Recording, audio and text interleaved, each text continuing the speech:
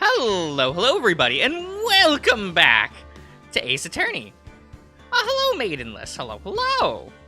Here, let me get some windows up and going. Sorry for the late start. My computer was stuck updating. That's what that's what happens when you forget to check Windows updates for a week. It's things. It's fine. Okay, we're gonna be continuing. Oh, it's episode 5. I think I wrote chapter 5 on the tweet. I'm sorry, the X? The website formerly known as Twitter? You know how it is. It's fine. We're gonna start this trial. This is gonna be great. We're gonna go and save what's their name? As this girl, Lana.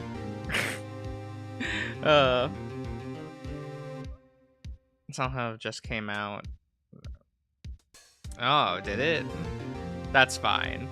I have not been paying attention to that. We'll figure it out later. We'll figure things out. Let me change some audio settings real quick. That's fine. It's in Japan. Yeah. Look, there's a lot of things one can say about the last 2 years of Silent Hill things. I've witnessed Silent Hill Ascension. It's fine. How did the investigation go yesterday, Mr. Wright? Frankly, there are still a lot of gray areas. Or rather, the whole thing is one big gray area. Don't worry about me. No matter what the outcome, I'm ready to accept my fate. I believe in you, sis. Mr. Wright, let me offer you a word of advice. Yes? A defense attorney should never believe their client.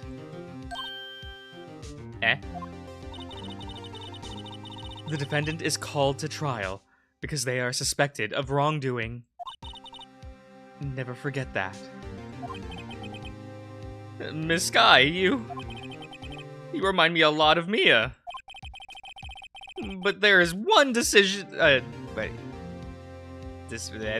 Wow. Okay. Sorry, guys. A decisive difference between you and her, and that is, you're not a defense attorney.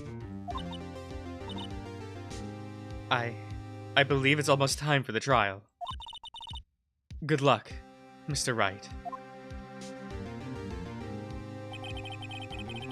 My first trial without a Fae helping me. No one's going to bail me out this time. What? You have Emma, scientifically speaking. I'll be alone in there. So I have to discover the truth all by myself. Let's do it, Mr. Wright.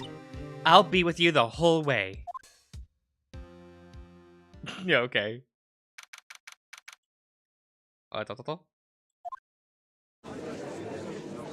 Dungeon Grandpa? Hello, cute. Is that something I'm gonna have to invest time into? Are we gonna have to play Dungeon Grandpa 2x2? I don't wanna, guys. I don't want to. I don't want to go back.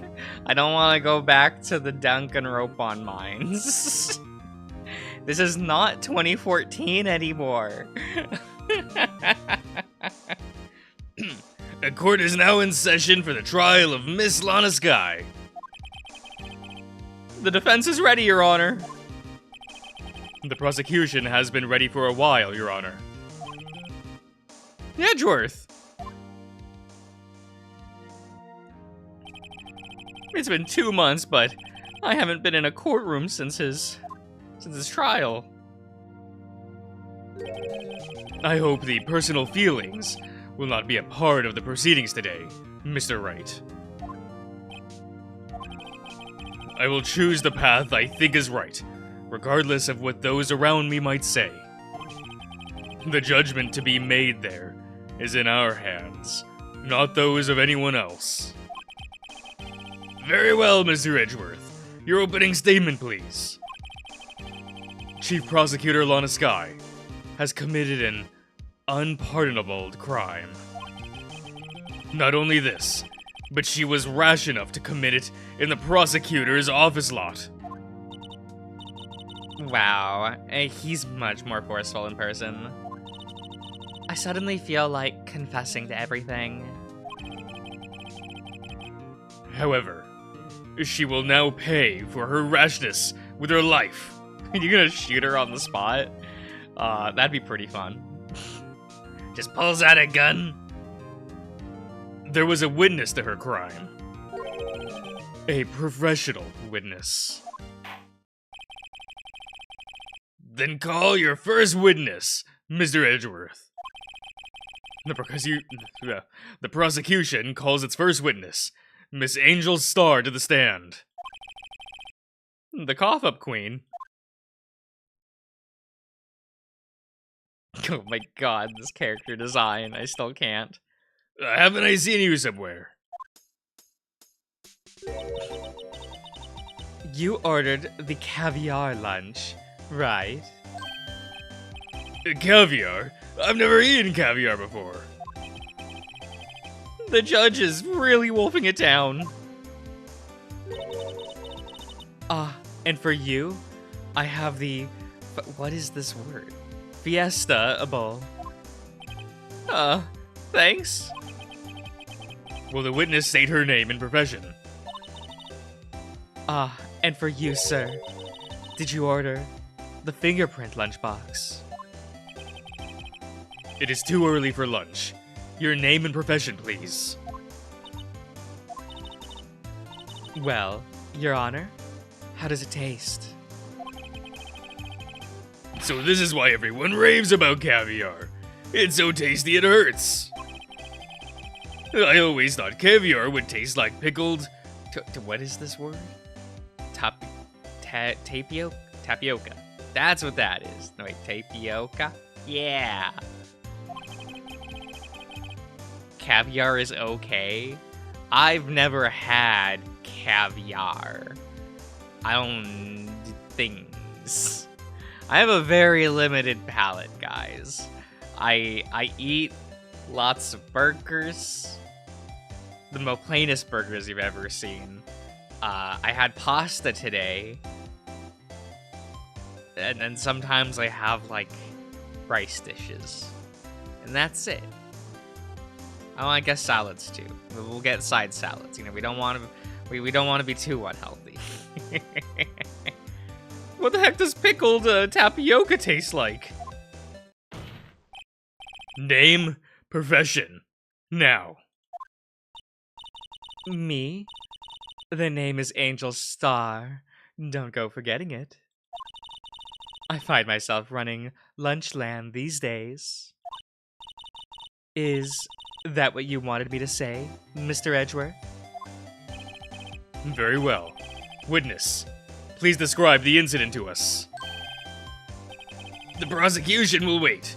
I'm not finished eating. Oh my god. Hurry it up! Very well, Mr. Edgeworth. As you know, we usually call on the police to provide a description of the crime. Your Honor, as Mr. Edgeworth has said to the court, I am a professional. What exactly does that mean?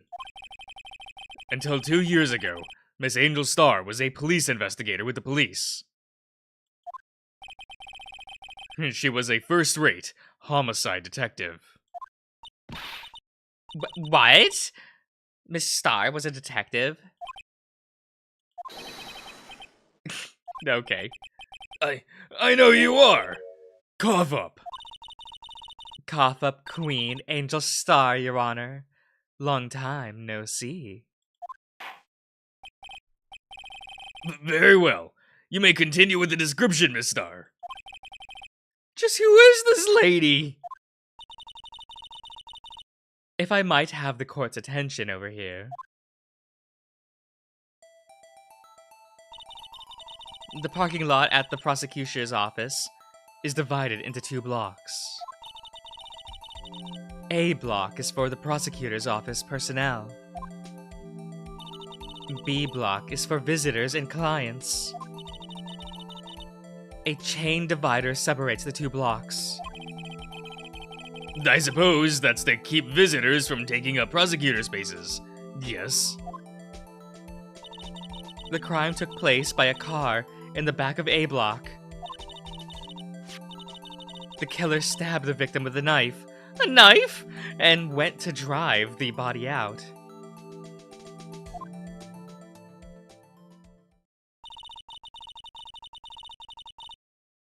Unfortunately for her, there was a witness, and an arrest was made on the spot. And who was this valiant witness? Why, it was me, Your Honor. Oh. Okay, we have a floor plan. Let's go. Witness, did you see the very moment of the crime? Why are you acting like you're the attorney, right? This is a very strange character. Of course, Your Honor. Immediately after that, I apprehended the chief prosecutor. It seems rather cut and dry, doesn't it? Well, Mr. Wright. I can't agree on principle, Your Honor. It seems that some poor losers are unwilling to accept the truth, Your Honor. Damn. Shall I proceed to crush what little hope they have remaining? If you can, then give them your worst, Miss Star. Wait, are they talking about me? Man, poor Wright. He's just out here. Somehow, I always knew a day like this would come. I was on my way to deliver a lunchbox to my boyfriend. When I sensed something, perhaps it was my finely honed detective's intuition at work. That's a face. Through the wire fence, I saw the chief prosecutor standing next to the garish car. You're just gonna call it garish? Oh, that's Edgeworth's car. You know, I'm not a car person. I don't know what counts as a garish car or not. The chief prosecutor was holding a knife in her right hand. Then she thrust the pointy tip of the knife into Detective Goodman's chest.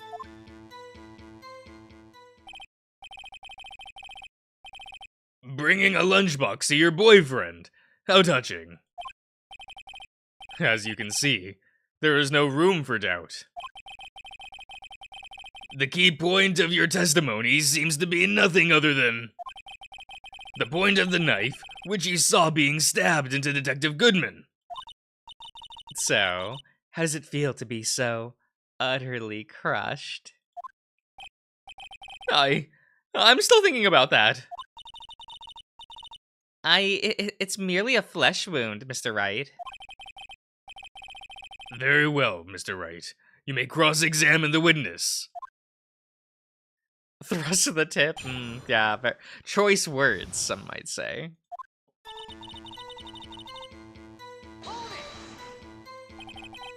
How did you know?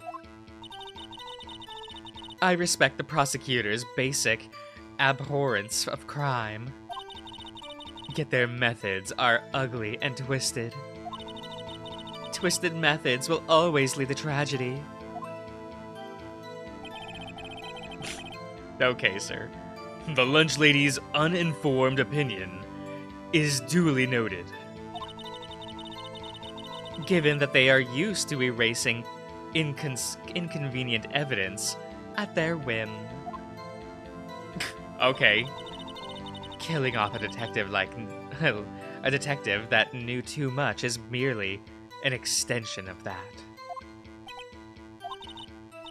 Miss Star, do you have something personal against prosecutors?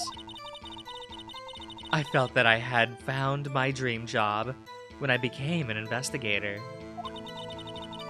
And if I hadn't been laid off by those prosecutors over there, I'd still be one. Laid off? She was fired? Ah, she has a motive, guys! To me, prosecutors are nothing more than worms. That said, I am a pro, as you know. My testimony is unbiased and flawless. Very well. You may continue, Miss Star.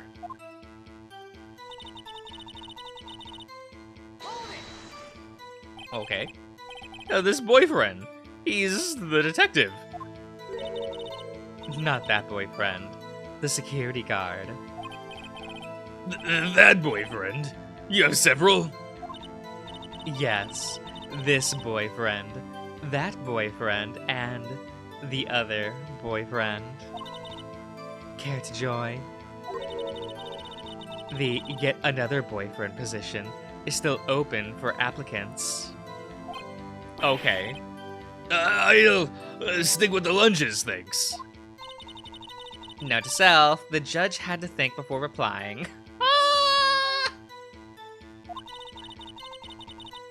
The security guard room is in the lot, in A block. It's up on the second level, so you can see everything from there.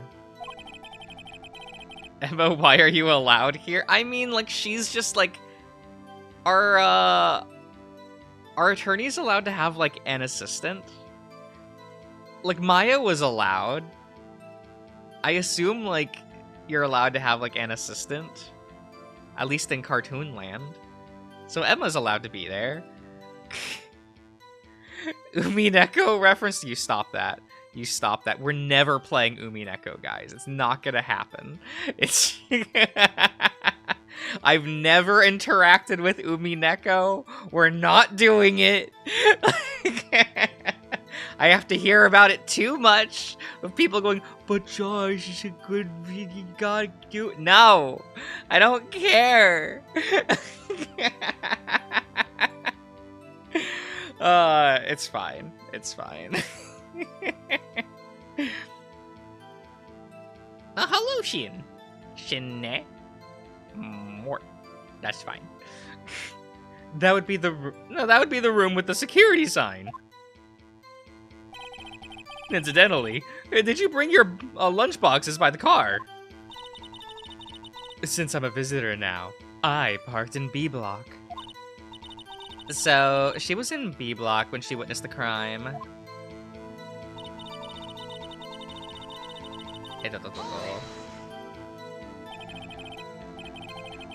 You sensed something. So you're saying you had a premonition of the murder? It felt like, how would you say? Oh yes. It was like the feeling you get when you view a pumpkin, chock full of seeds. What is this description? I have no idea what that means. Thank you. At least I'm not the only one. Speaking of detective's intuition, wasn't the victim, Mr. Bruce Goodman, also a detective? Yes, well, he was like a young cheese. A young cheese? A pale white cheese, not yet tangy with experience on the streets. A greenhorn. Then I must be hard, yellowed, and sharp as a tack. What? Yeah, with the odor of an old cheese to match. In any case, there, in the lot, I felt something stirring in the back of my mind.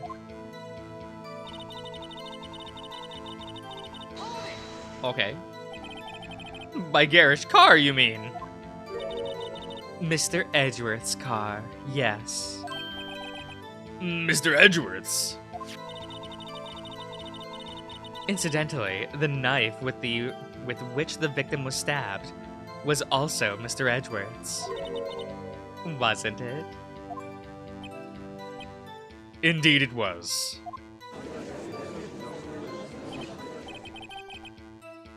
What an odd case this is. And the person you saw, you are sure it was the defendant? I saw her no further than 30 feet away. I am certain it was her. If she's telling the truth, we're doomed. Let's just do what we can. Even if we don't have any proof, we can always nitpick. Witness, in your testimony, you clearly stated the following. Prosecutors are nothing more than worms. Ergo, you are a biased witness. You might want to keep those silly opinions to yourself in the future, rookie. Huh? Rookie? You have been at this for like less than a year, Phoenix. Like, don't kid yourself. Unless you're willing to risk the consequences of doubting me.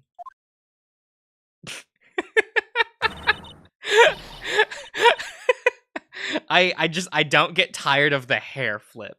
Yet swapping what side her bangs are on. It's very good. It's very good. I'll fry you like a fritter. Crispy on the outside, chewy on the inside. That was inspiring. I believe I've heard that tagline elsewhere. You could cry plagiarism. I may be relegated to the lowly post of lunch lady, but my instincts are honed. Like, okay. Guard bear, hello. You're just wearing the coat? Okay. Duh, a photograph. You took this. The moment I witnessed the crime, my reflexes took over and snap. I took a photo. I took a photo. Okay. In fact, one of my lunch boxes is rigged with a camera. I suppose that's more exciting than just hanging it around your neck. Witness, why am I only seeing this photograph just now? You think I'd show it to you? A prosecutor. Think again. My boyfriend works in the photograph division of criminal affairs. Well, this is most certainly the defendant. The moment of the crime is photographed by Angle Star. No, this is unmistakably Lana Sky. So, what was the defendant doing at the time?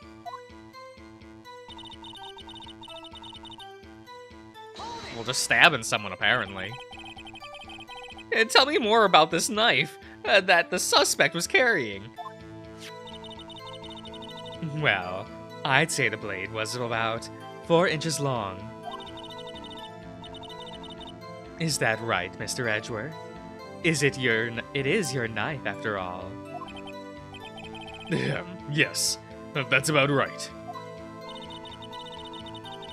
Prosecutors are, by nature, well-versed in the location of a man's vital organs. I'm sure it was easier than boiling an egg for my egg salad surprise set. You can't testify as to her ability to kill an egg. I mean, a person. Perhaps a chicken salad set would have been a better metaphor. So the defendant was holding a knife. What then?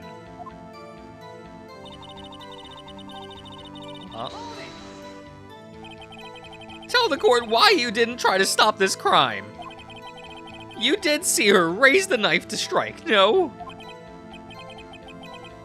The defense has a point. Unfortunately, by the time I realized what was going on, it was too late. Too late? Yes, the next moment. The prosecutor brought down the murder weapon. I see. It's only a flesh wound, Mr. Wright. We can make it. You said that before. Anything else? Scientifically speaking, Miss Starr's testimony is Flawless. That sounds pretty fatal to me. What do we do? Is this it? Is my sister guilty? Well, let's keep our heads cool and press the witness a bit, shall we? For some reason, having her panicking next to me makes me calmer. Don't smile like that. Okay. Yeah, how did you know? I respect the prosecutor's basic abhorrence of crime. Yet their methods are ugly and twisted. Twisted methods will always lead to tragedy. The alleged lady's uninformed opinion is duly noted. Given that they are used to erasing inconvenient evidence at their whim. Killing off a detective that knew too much is merely an extension of that. Oh, okay, wait, did, yeah, wait, did this one. Whoops.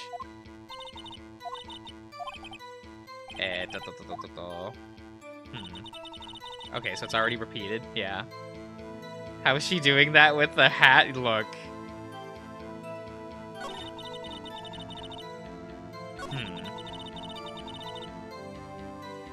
Here, we will make a save.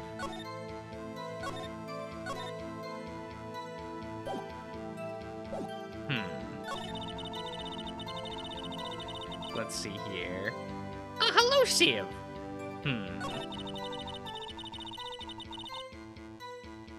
Let's look at our right. We have a lot of evidence.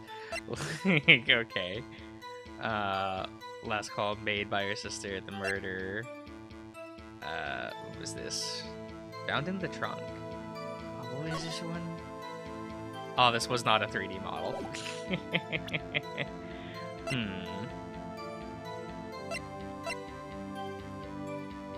Traces of victim's blood. No prints. Ah, okay. Have you incorrectly shown the wrong evidence? I mean, we can do that right now if we want to.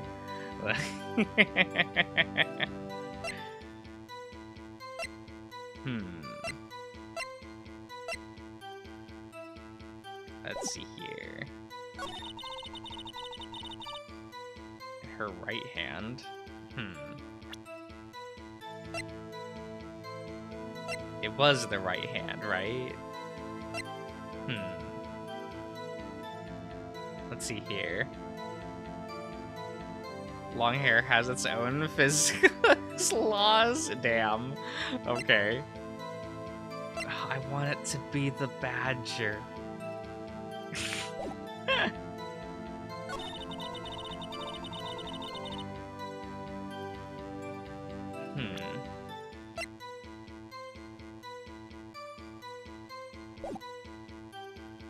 Let's see here.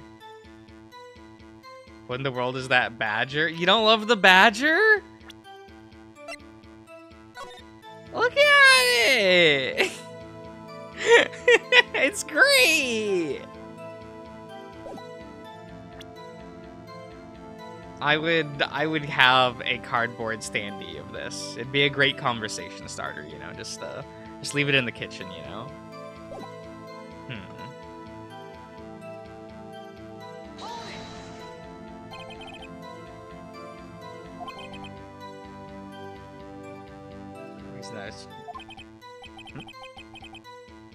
The defense has a point. Yeah, by the time I realized what was going on, it was too late. Okay.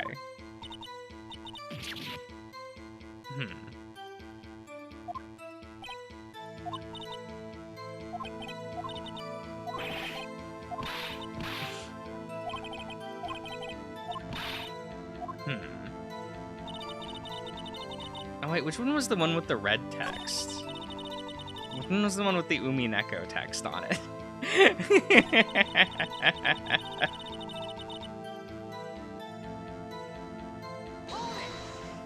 Is Emma not a minor? Oh, she's in high school. She said she was like in high school. Yeah, she's still a minor. Definitely, definitely.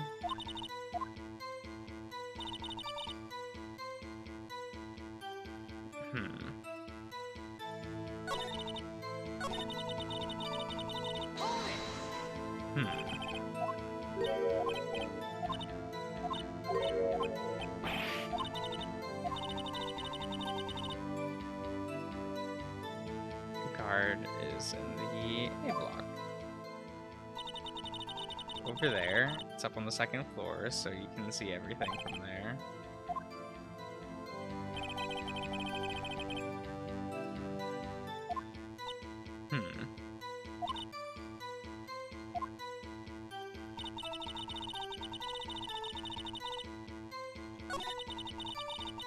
Hey,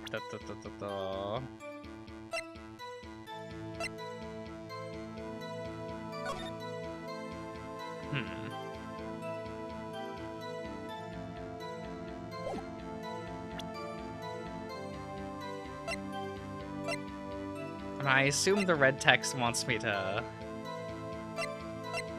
think about that.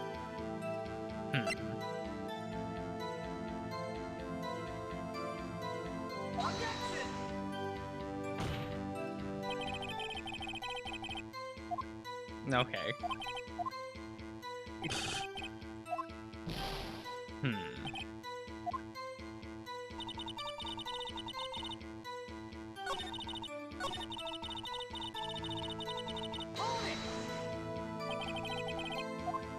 Maybe with Mr. Edgeworth's, yes.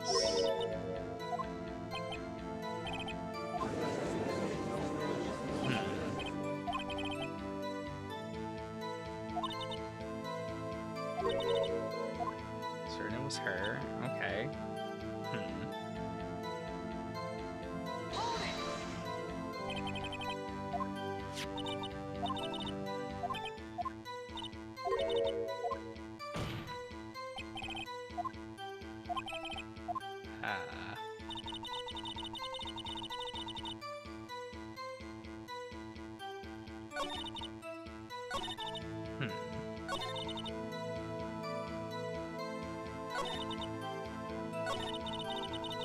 There's knew a day like this would come.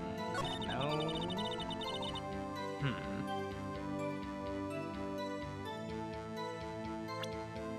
Let's see here.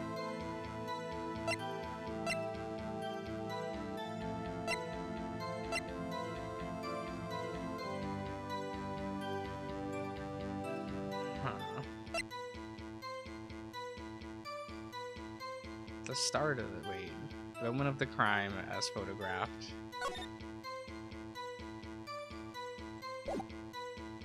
No time associated with it? Okay.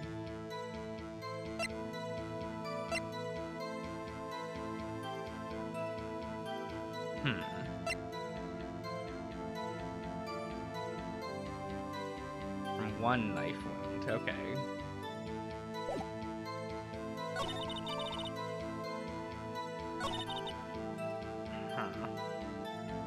Yeah, I'm kind of not seeing it, guys.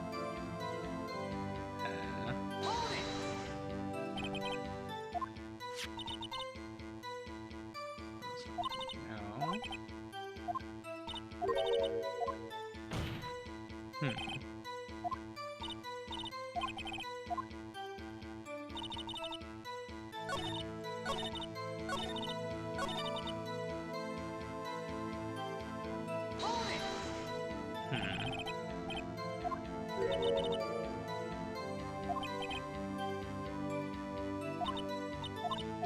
No, this one was not the one I was thinking. Wait, yeah. The security guard room.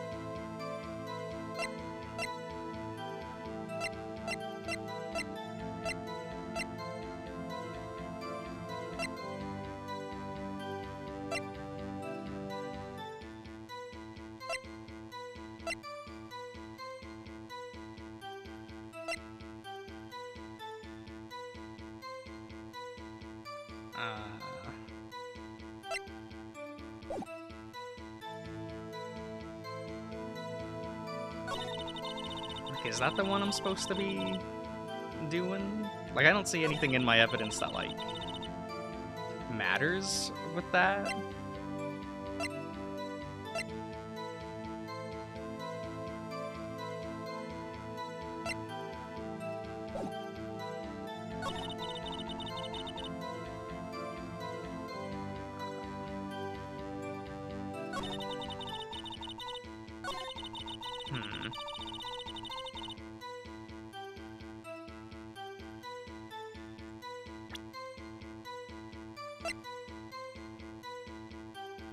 Like, she's behind the fence there.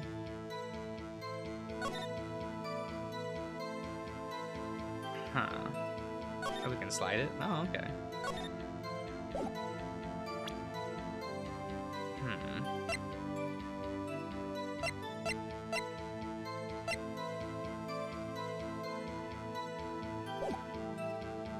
Like, the only one that has, like, the extra text and things on it was the one where it talked about the blocks, but I just don't. What do you all think? Because I am actually just unsure, like, what I'm supposed to be looking for here.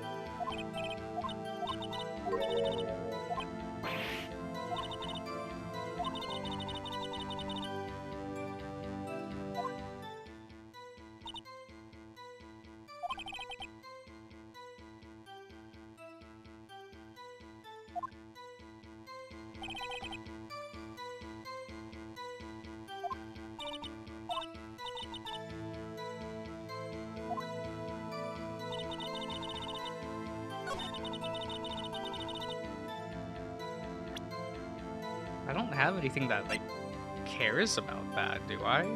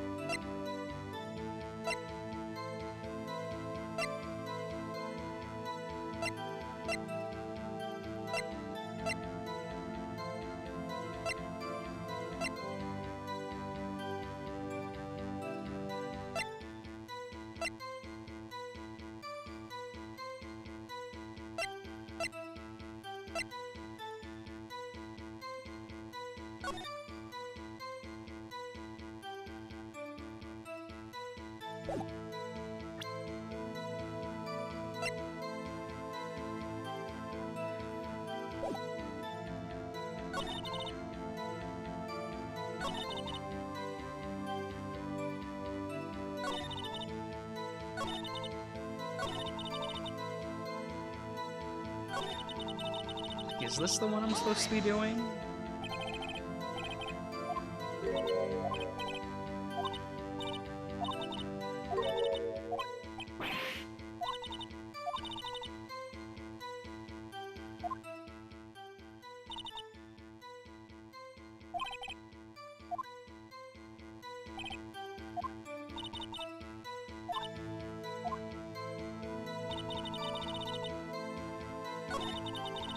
Again, I can't, like, think of anything that goes with that.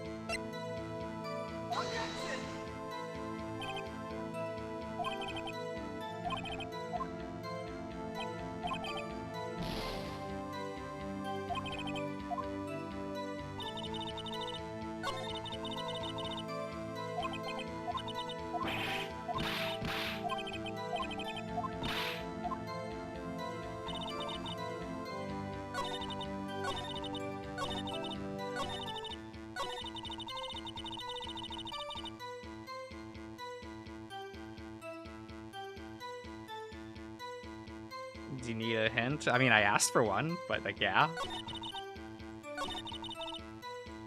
Because I don't even know what I'm supposed to be looking for here.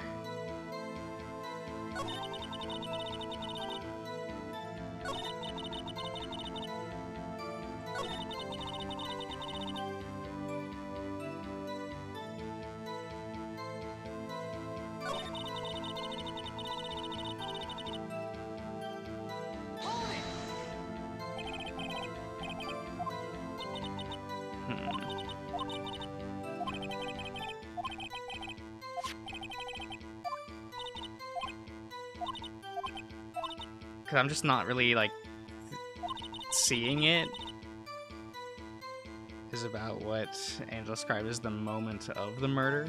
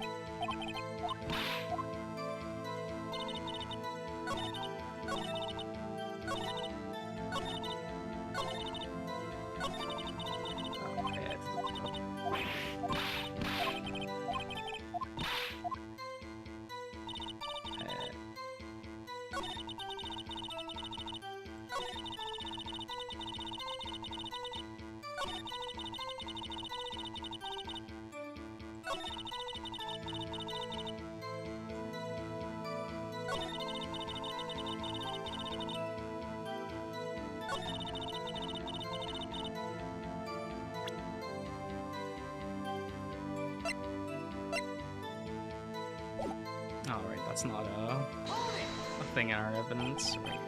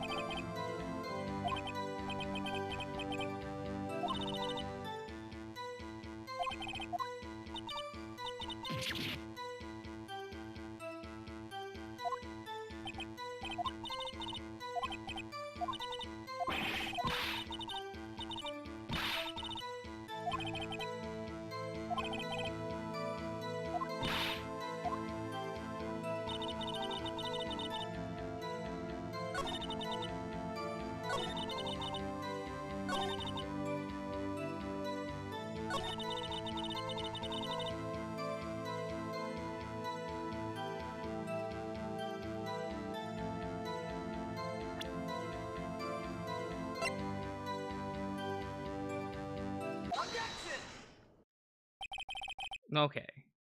And you witnessed this. You saw Miss Sky stab the victim with a knife. As I've already said, yes, I swear it on my finest salmon swirl lunch. I'm sure that is a fine lunch. But isn't that odd? Look at this photograph. This is the photograph you took at the very moment of the crime, is it not? Then why is Miss Sky not holding a knife? Mr. Edgeworth, your thoughts? Objection. Okay. That had to be the weakest objection ever, Edgeworth! Yet, it was still stronger than your ever feeble mind, Mr. Wright. What do you mean, Mr. Edgeworth? This photograph was not taken the moment before the stabbing. This was taken the moment after the stabbing. And how can you tell that? The blood? Blood splatter. Huh? See, the dark crimson stain on the chief prosecutor's coat. But it's a black and white photograph. Ah, yes. It's hard to tell, but this could be blood. Well, Mr. Wright, I see no problem here. No problem, except you. Mr. Wright, are you going to just sit there and take that kind of abuse? You got any better idea? Sure. Wait, that contradicts what the witness said in her testimony. Namely, that she took the picture the moment she witnessed the crime. Well, it seems I was slightly unclear. My apologies. That's it? If you run out of lunch, you order seconds. Problem solved. If you don't like it, try ordering the jumbo-sized lunch from the get-go. Good advice. I'm not sure I understand it, but good advice. I didn't have time to stop her. Prosecutor Sky was cold, calculating like a robot. She killed without pain or remorse. It was a premeditated murder. Premeditated? How do you know? Look at the chief prosecutor's hands in that photograph. Well, are those gloves? Surgical gloves. Made of thin rubber. Most likely. Why would she have those on? If it was not premeditated, she would not be wearing those gloves. Maybe it's part of her fashion. These gloves do seem to tell a tale of premeditation. Premeditated murder. A serious offense. Witness, add this to your testimony. The murder was planned. The rubber gloves prove it. What if she was just in the habit of wearing gloves, like driving gloves? The gloves were admitted as evidence when the defendant was arrested. They were rubber gloves, the kind you use for autopsies. In other words, when the chief prosecutor came to the crime scene, she came to do murder. It's the only possible conclusion one can make. Everything was planned. It was a premeditated crime. Impressive. I'm sorry they took you off the force, Miss Star. This is bad. She's got them thinking this was all planned. If she can prove this claim, the trial's already over. I've got to think of a way to show them that this wasn't premeditated. It's only a flesh wound, Mr. Wright. We can make it. You said that before! Anything else? Scientifically speaking? Yeah, okay, it's this one. Is this it? Is my sister guilty?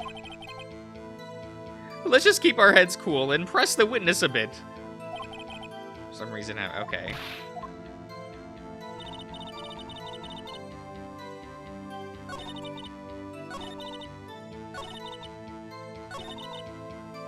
Okay.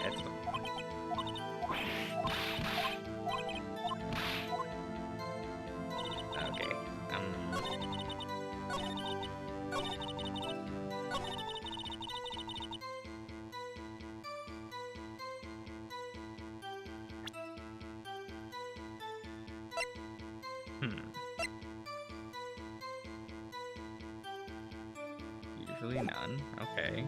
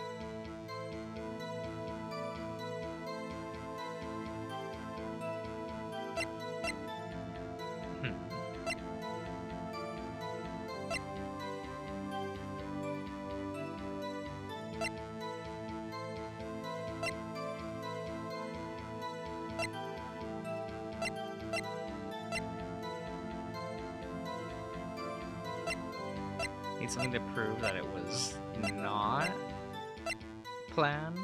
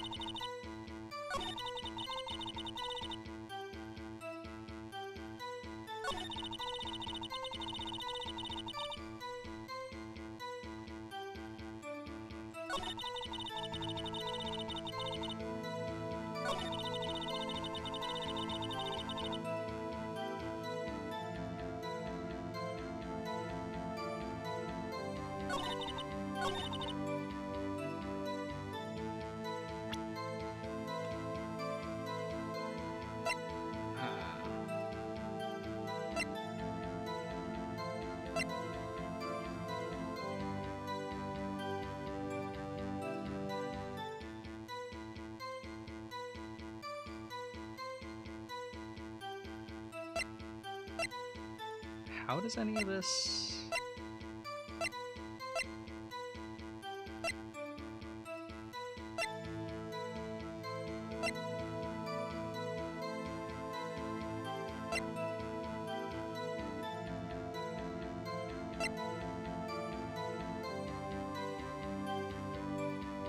We didn't get any new evidence.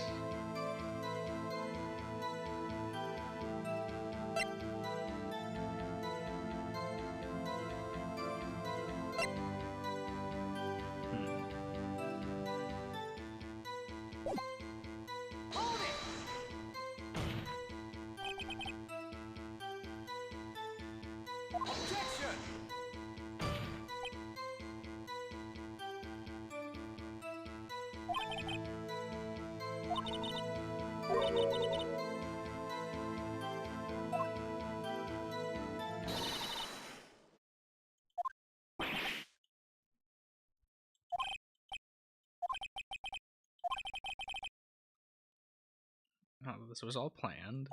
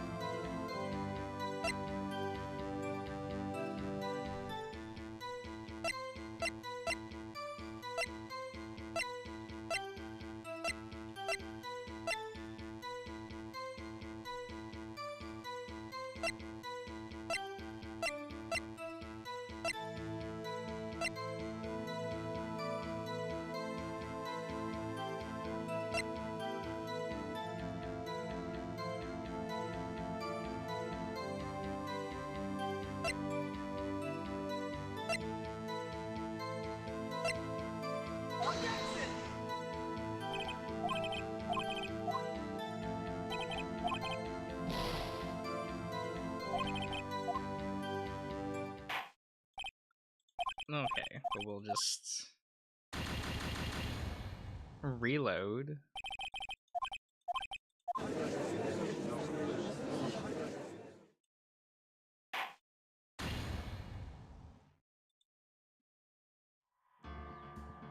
Okay.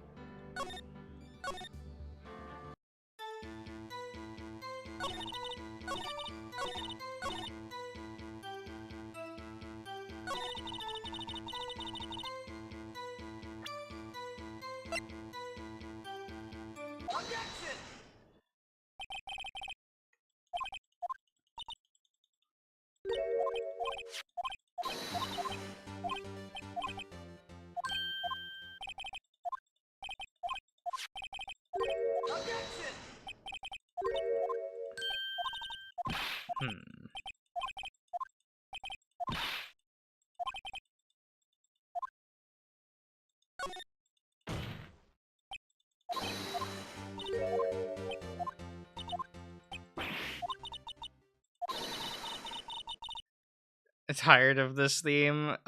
Music repeating just never bothers me.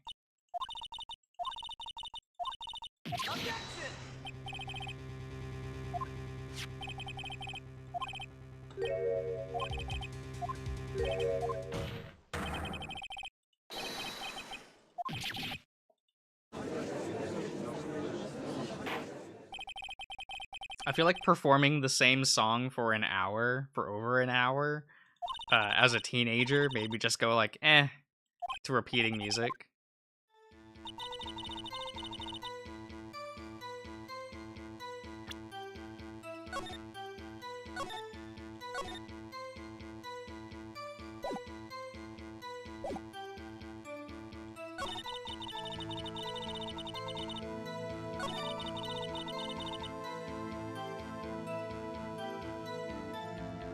The musician Bob. Look. When you have to perform Pompum Circumstance for a university college, for a university graduating class, you're never going to care again. You just won't. Just...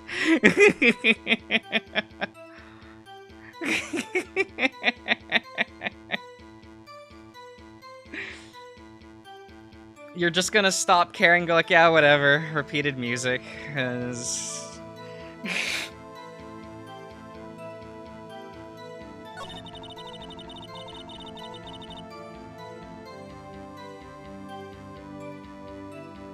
And a band kid. Ah, truly the worst of the two.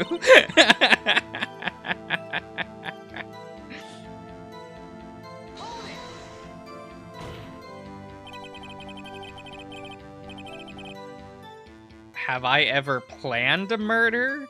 No, we've never planned a murder. We prefer it to be spontaneous.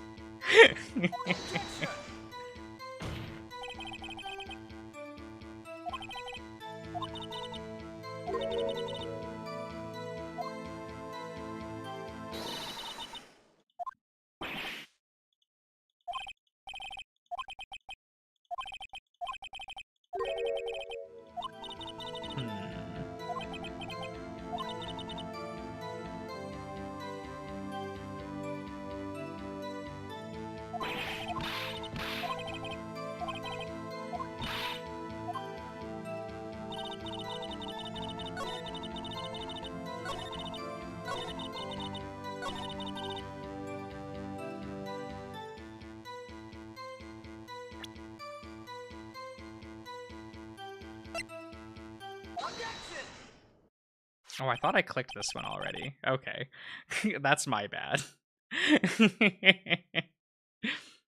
Witness, do you know what this is? A knife? Are you trying to test me? I sell box lunches for a living, you know. That's a knife. The knife. The knife that was in Mr. Edgeworth's trunk. Indeed. This is my knife. What's with this case? A bloody murder weapon, a red car, all belonging to the prosecutor there? The defendant and the... Is this like third person? What? The defense has a request. We ask that the witness provide an accurate testimony. What's that, rookie? In your testimony, you stated that Lana Skye planned this murder. And that's why she was wearing special gloves. This seemed like a natural conclusion to me. The gloves do indicate planning. However, why would she not also prepare the most important thing? The murder weapon. Oh. This knife just happened to be in the trunk of that car. Ladies and gentlemen, if you're going to plan a murder, you don't forget the weapon! Oh. Great. Now the tide is turning in our favor. Great show, Mr. Wright. My sister's as good as free. Oh. Right. I believe the next lunch you'll be eating is humble pie. Eh? What?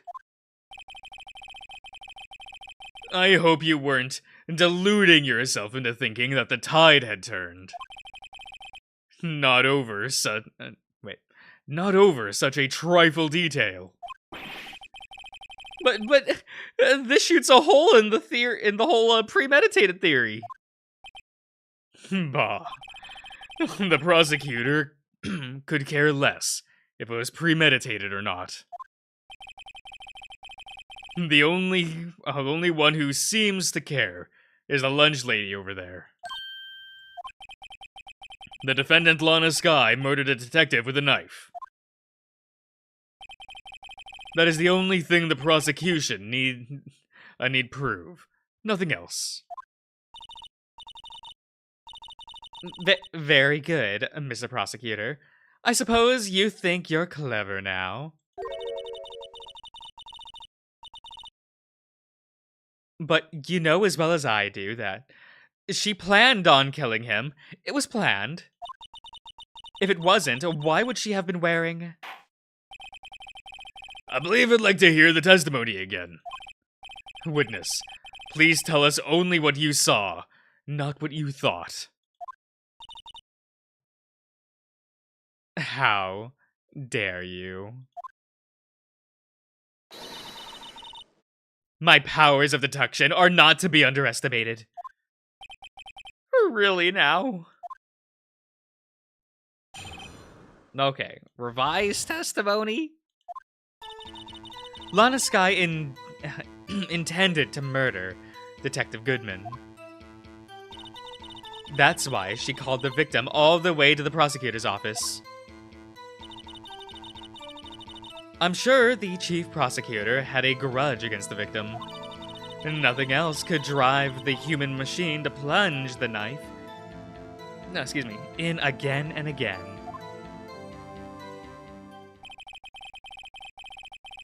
The victim was summoned from the police department to the prosecutor's office. It does sound a lot like premeditated, doesn't it? So, if I ordered a pizza, does that mean I'm planning to kill the delivery boy? I mean, you could. In any case, the defense may cross-examine the witness. Okay.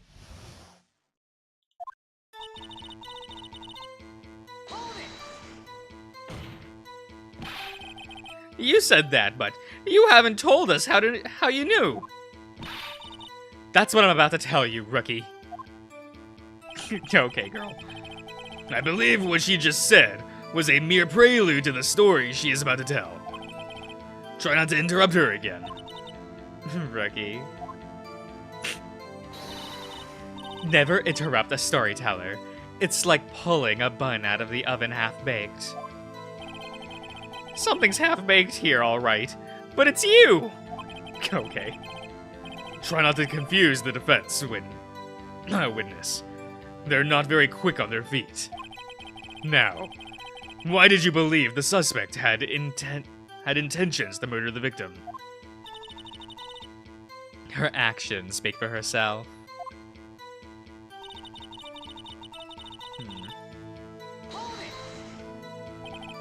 You have no proof that Miss Skye called him there. You have no proof that she didn't. Well, got us there, I guess. Mr. Edgeworth, thoughts? There is no record of a call made to the defendant, Miss Lana Skye's phone. She might have written a letter. Come on, you could have tried public phone first at least. In any case, the victim came to the prosecutor's office, where he was murdered. I'm sure he had a reason to be there. Witness, why do you think it was a suspect who summoned the victim that day?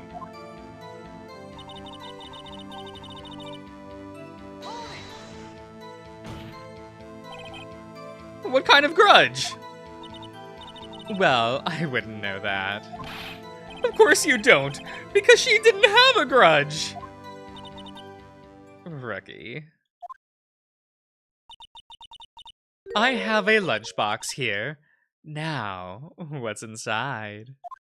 How am I supposed to know? See, we agree there is a lunchbox here, but we don't know what's inside. A person's life is like a lunchbox with pretzels. Don't you agree? I get it. That's why my lunch was so salty. This judge isn't very good with metaphors. The suspect had a grudge against Detective Goodman. Will you tell us your basis for thinking this? It's simple.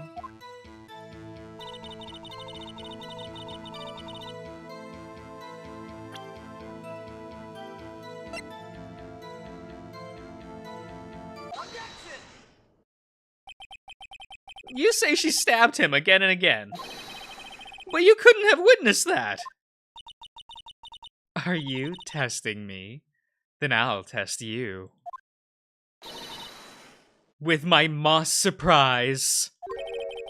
I'm afraid the moss is growing under our feet as we wait, Miss Star. Wait, do you mean... I shouldn't have to explain this, but take a look. The autopsy report states that death was due to a loss of blood from one stab wound. You're right. Good show, Mr. Edgeworth. What a hunk. He's my hero, really? What about my objection? No one noticed? Well, witness. You got the crime scene set, right? No, thanks. I always believed that no one could ever mistake ketchup for blood. But now I realize that such mistakes are possible. So, you're saying you mistook something for blood? When she lifted her knife, I thought I saw blood at her breast. Splattered blood from the victim. That's why I thought she must have stabbed him at least twice. Then tell us what you saw that you thought was blood. Testify. Her red muffler looked like blood to me. That's how ghastly the whole scene was. Red muffler? Okay.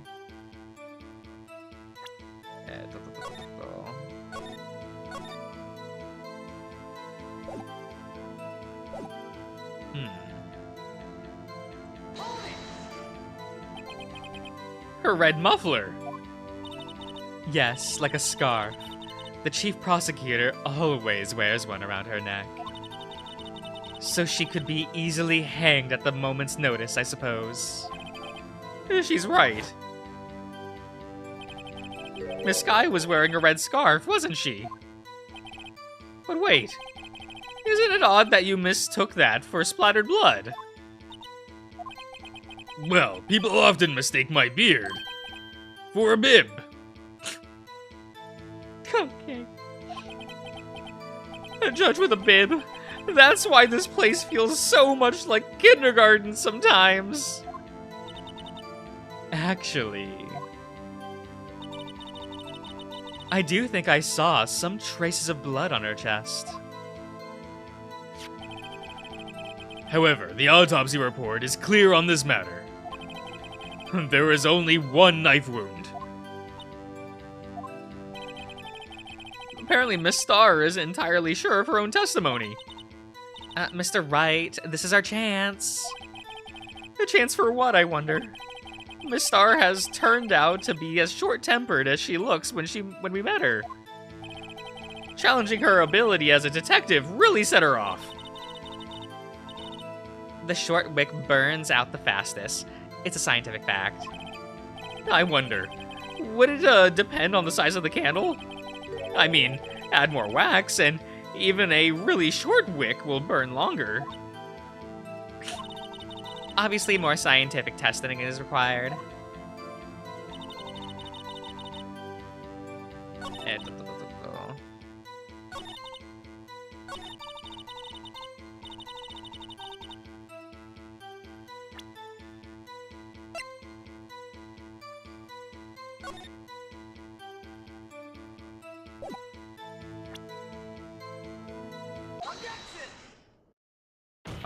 Scientifically speaking, it's terrible. The witness is clearly not suited for detective work. But what? The suspect was not wearing a scarf or muffler of any kind when she stabbed the victim. And you've proved it yourself. And with this photograph. Huh? But that cannot be. Only a professional lunch lady could be so utterly clueless. Congratulations! Perhaps you finally found your true calling in life. Harsh words, but good. In the end, Mr. Edgeworth prevailed. What was my objection? Chopped liver? But there was a scarf? No, not really, but something red. Really? Well now, where were we? The witness has given us an entertaining interlude, but back to business. What?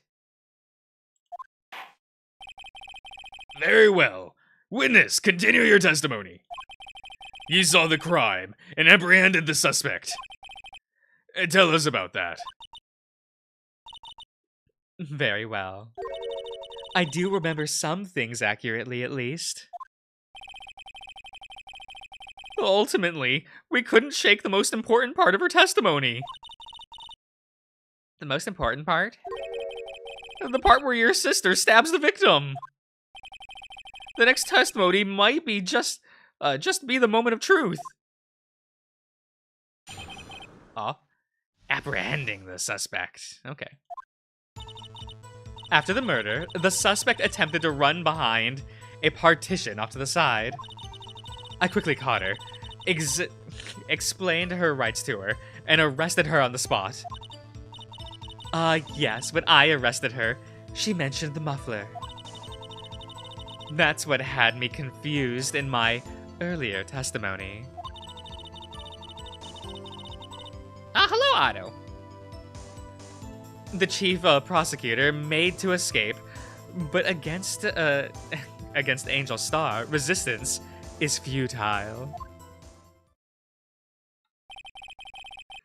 You are quite determined about this scarf, aren't you? I strike like a snake and bite like a cobra. That's me, Angel Star. That wasn't a very good metaphor.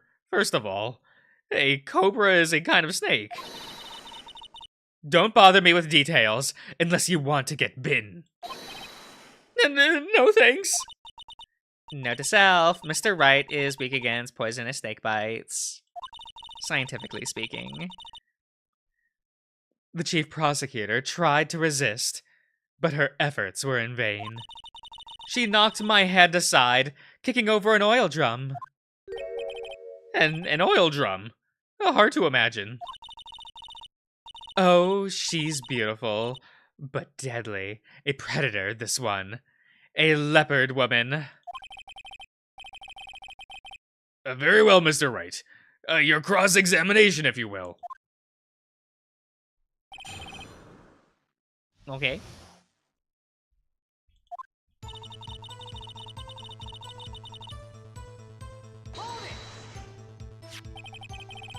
So where is this partition on the floor plans? Not gonna give the... No!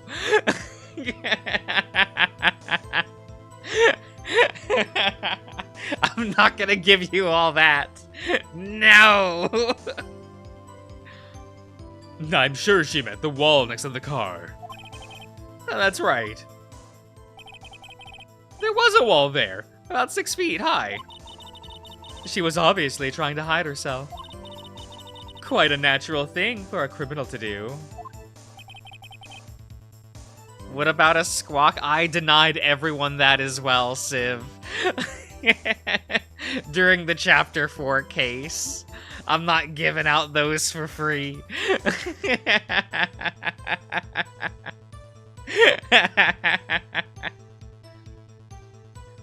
What did you do to them?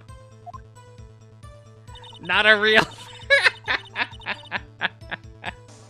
Look, we have to be professional on stream. So you're saying if I give you money, Slikes, no, stop, no, you know what I meant? Hello, Eggy. You have to get a squawk out of him naturally? That's true. Like, it makes it more special. Back during Zero Escape, yeah. Yeah, we did, yeah. Do we need a squawk jar? Is that what it is? Do I need to enable super chats on this channel and it's like I'll squawk for money? No, that would make me feel bad. We're not gonna whore ourselves out for squawks. That's fine.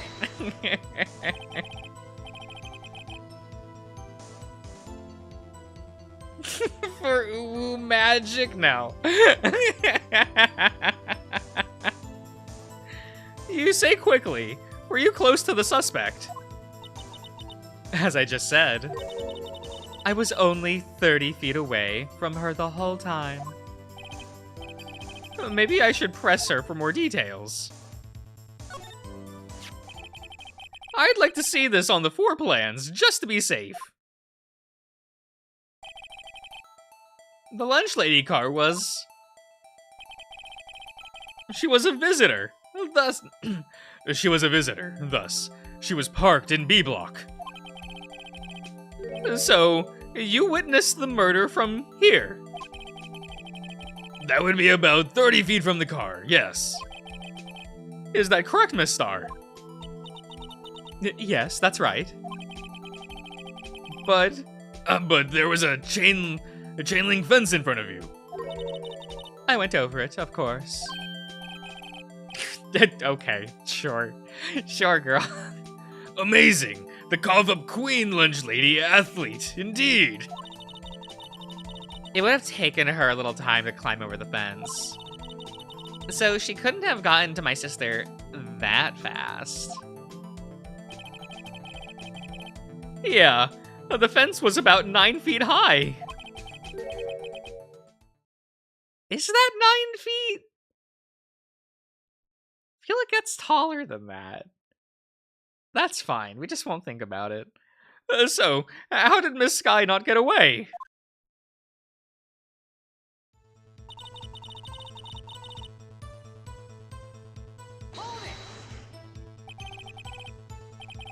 She mentioned the muffler.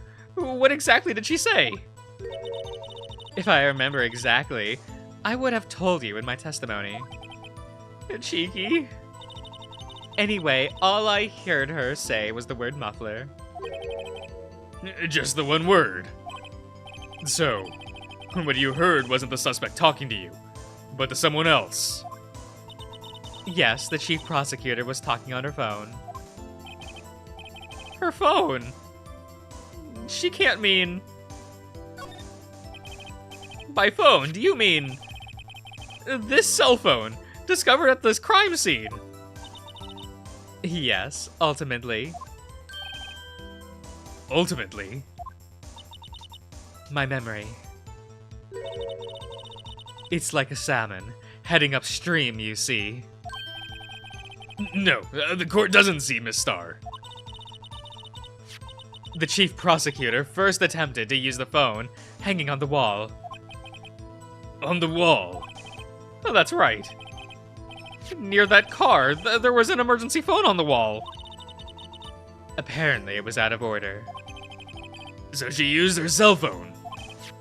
Indeed, the emergency phone was out of order that day. Good witness. Good witnessing, witness. Good witnessing?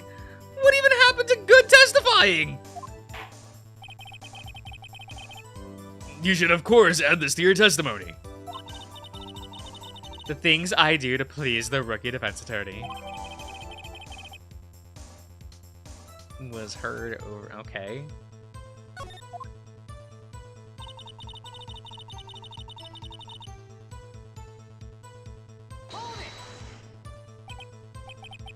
Do you think you could, restate your testimony for the court? I was going to ask the same thing. I'll only say this one more time, so listen close, rookies.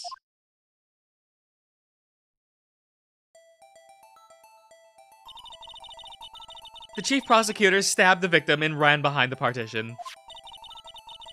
Then she picked up the emergency phone on the wall, but it was out of order.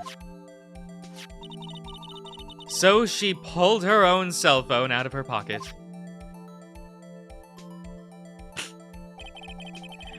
And during that time, you climbed over the chain link fence.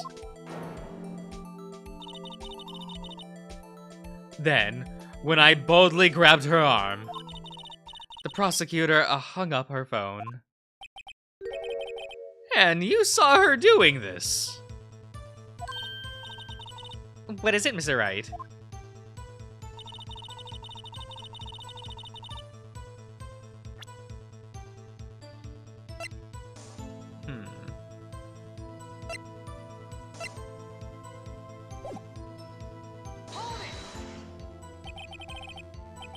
She made to escape. Can you be more specific? She brushed aside my hand and ran away. It was a terrible sight to see. Like a dollop of lard on a pate of...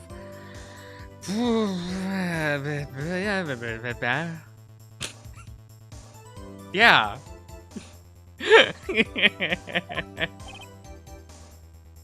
Huh? She even kicked over an oil drum at me. Foie gras.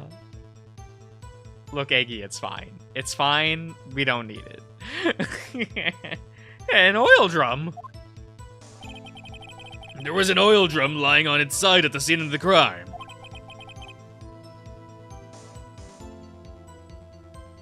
Wait, foie? Wawa? It's important testimony? I don't know about that. But it's strange. What's that? If she wanted to escape, why didn't she run the other way? The other way? The parking lot entrance. That's right. It doesn't make any sense that she would run from behind the partition to the oil drums. Excellent. More mysteries. I wish we could solve a few before finding more, though. Fumoco reference. Look, they're great. They're great, you know.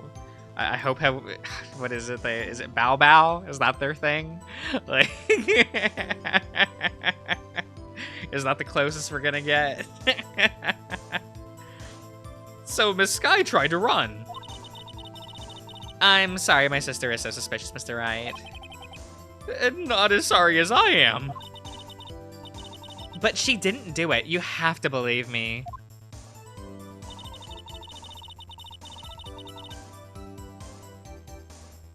I'm behind the partition.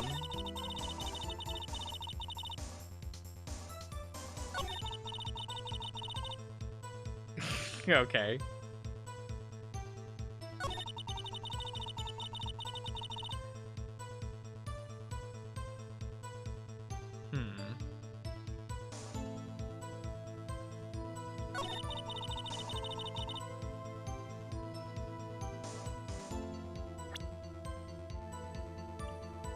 We don't have evidence that has what? Because Emma said that she didn't say anything on the phone call. Which I guess.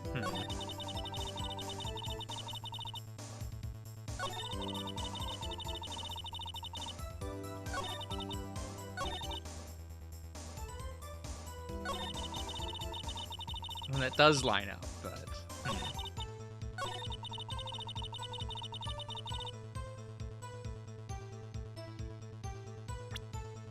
What do we have again?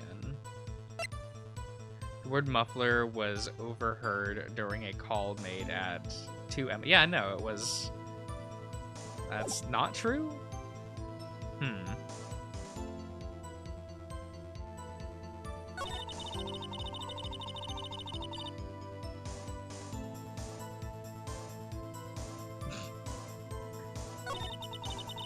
The new line tends to be the weak point. Did we get a new line? I thought this was just like, wait.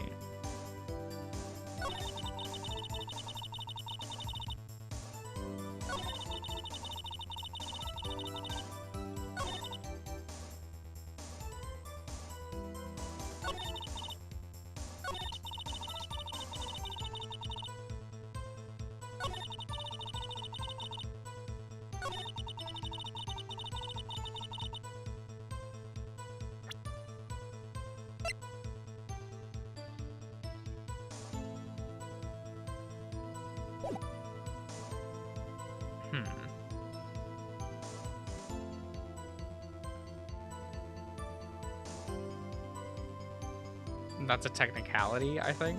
Is it?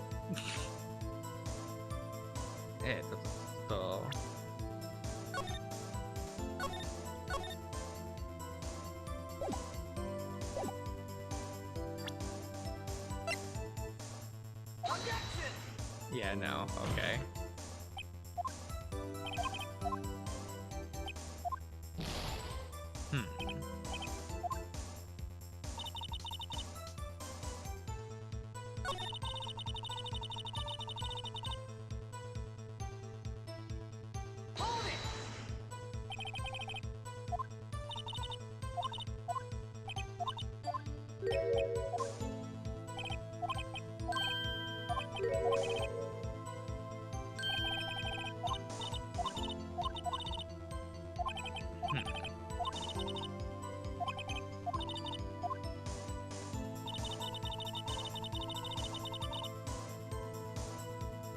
Her Doyle drum's at least 40 pounds. Look, she's strong.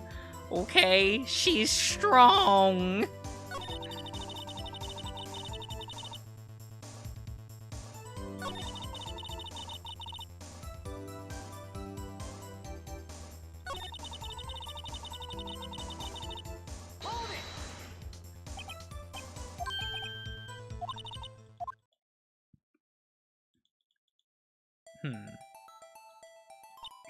Like an earth pony.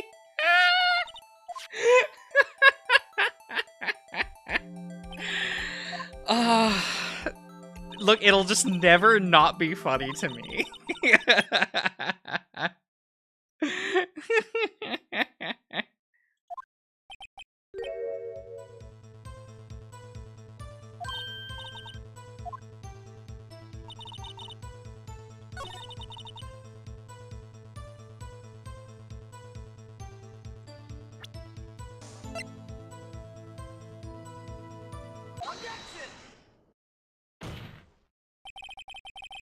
Miss Star, I have to conclude that you have a personal grudge against Miss Lana Sky. The witness is a former detective. Her testimony is unmarred by personal bias. Well, who would have thought you would be my knight in shining armor, prosecutor?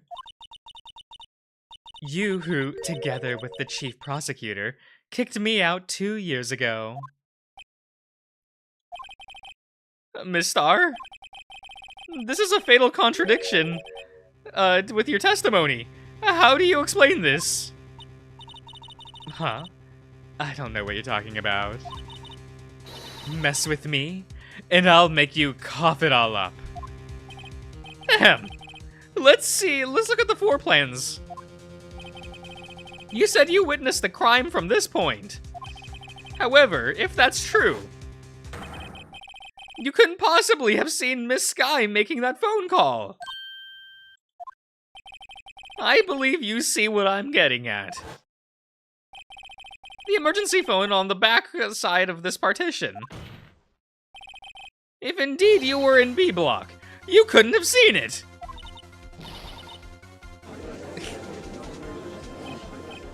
Order! Order! What is the meaning of this?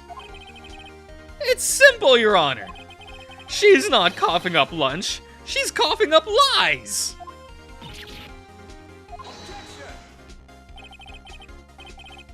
That's quite a claim, Mr. Wright. Perhaps you would allow me a question. Tell us exactly what lie this witness has told the court. Here's where the counterattack begins. I can't afford to get this wrong. The witness has lied about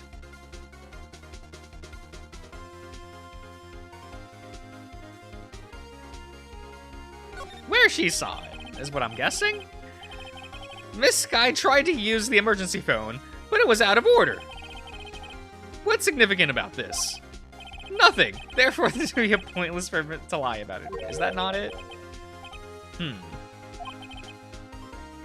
But say the witness did actually see Miss Sky using the emergency phone. Locking her to the dungeon, it's fine. It would mean Miss Star witnessed the crime from a different location. A different location. Now that's a pointless lie if I have ever heard one. Before you call my lie pointless, at least let me tell it. Let me ask a question to our clever wordsmith, Mr. Wright. Just where was the witness when she saw the crime? All the testimony we've heard until now points to one direction. The place from where Miss Star witnessed the crime.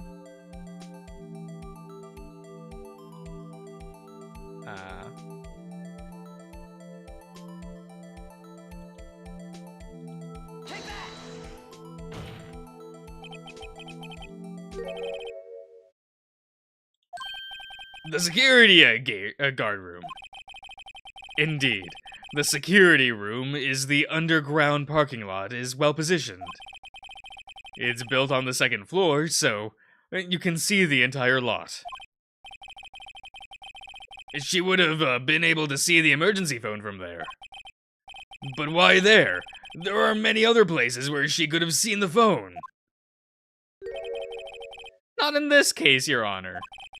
The witness, not being part of the prosecutor's office, couldn't park in Block A. The only place where she could have seen the crime and the back of the partition is here. I remember in her testimony you said, you brought a lunch to your boyfriend in the security guard room, yes? Well, Miss Star. How many years have I been getting the better of men? To think that the tables could be turned. Today, a man has got the better of Angel Star.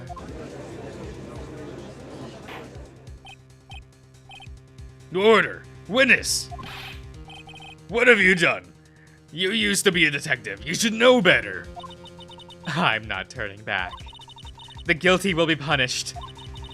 And I'll do what I must to make sure justice prevails. The guilty? Is she talking about Miss Sky? Mr. Wright, doesn't this strike you as odd? Why did Miss Star lie? It doesn't make sense. She could have just said that she saw the crime from the security guard station. It wouldn't change anything. Exactly. This photograph tells all. It was the defendant who stabbed the victim. The truth still stands. It still stands. I disagree, Mr. Edgeworth. But what? If a witness is found to be lying, they're guilty of pre-jury. She knows this. She wouldn't risk that without a good reason. So tell us what her reason was, Mr. Wright. Huh? Me? Who else? Mr. Wright, let's review what we know. Miss Star witnessed the crime from the security guard station. But she lied and said she saw it from B block. It must make a vital difference, but what? What would change?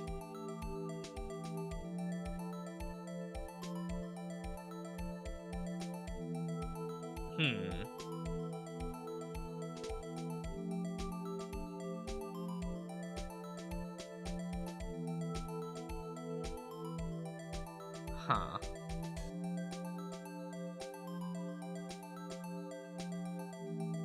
I read this as Angel of You and got really confused for a second. It's fine, it's fine.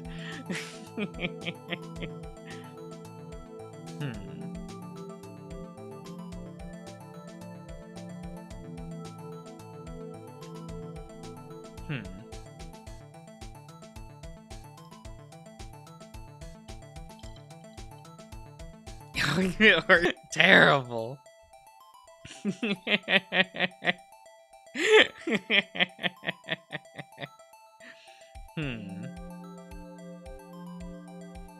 Distance, angle. I wouldn't say it's distance.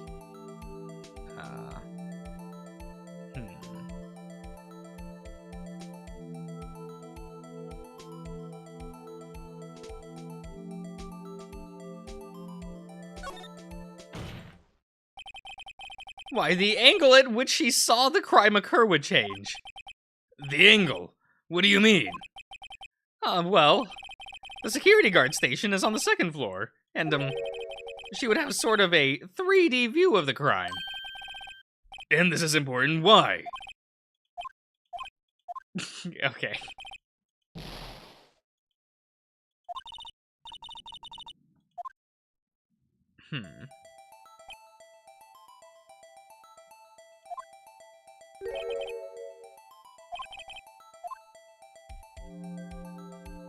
Would it be distance? Would it be lighting?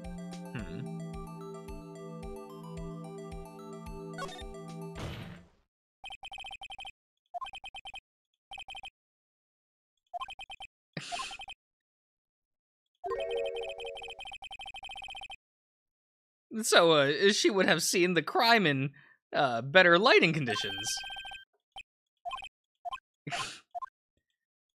Oh, how would,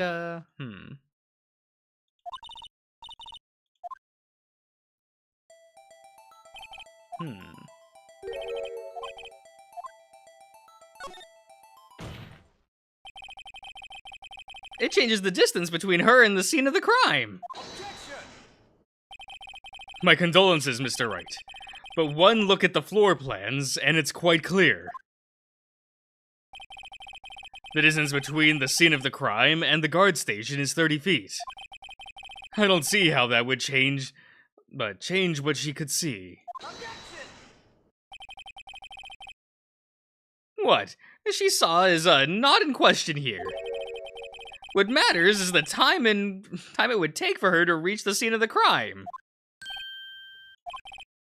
Miss Star, you witnessed the crime from the security guard station. Now, how long did it take you to go from there to the scene of the crime where you arrested Miss Sky?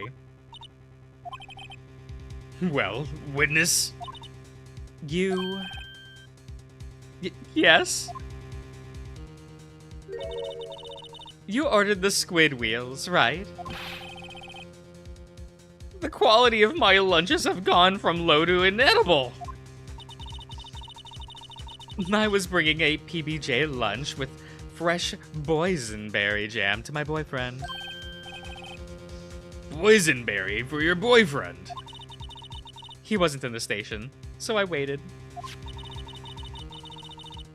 I witnessed the crime from the glass-walled station.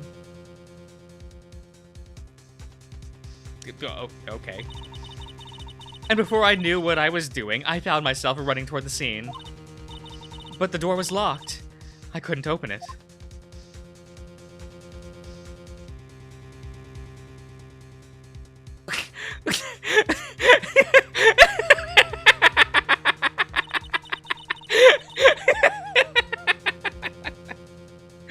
Okay, sure, that's so much longer. That's why I had to go through the visitors' parking in B block. And I remember she did that in heels. I feel like this is far less impressive in heels than jumping over the fence to like jumping over the chain link fence in heels. I'm just saying, like, one, it's not hard to do things in heels. People are just weird. It's easy. It's fine. I have proven it several times.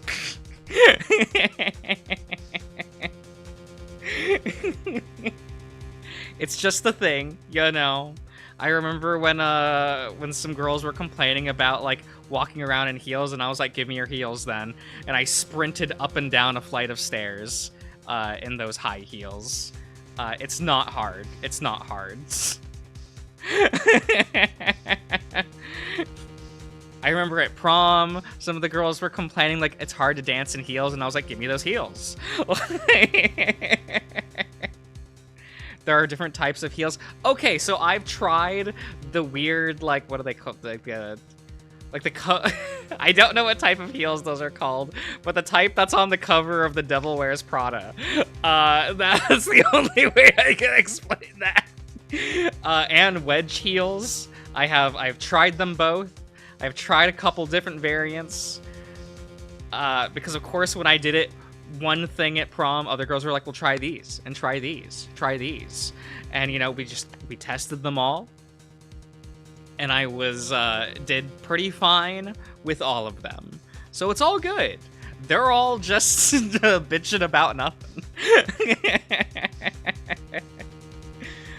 That's quite a detour.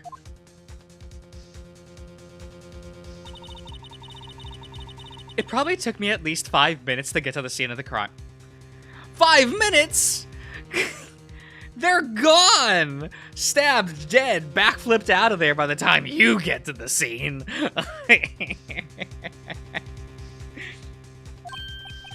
5 minutes?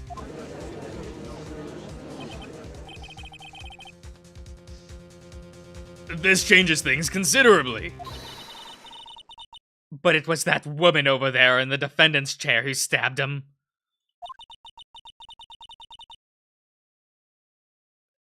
She also climbed the fence in this scenario? I understand. Yeah, okay.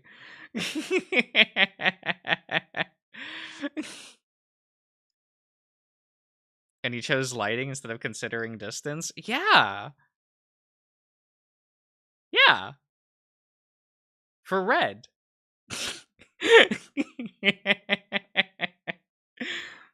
I know it.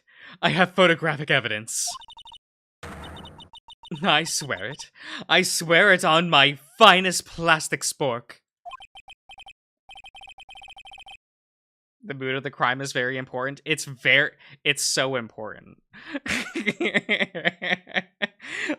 Mood lighting is very important for a scene of the crime. We gotta get like 80 candles in there. Minimum.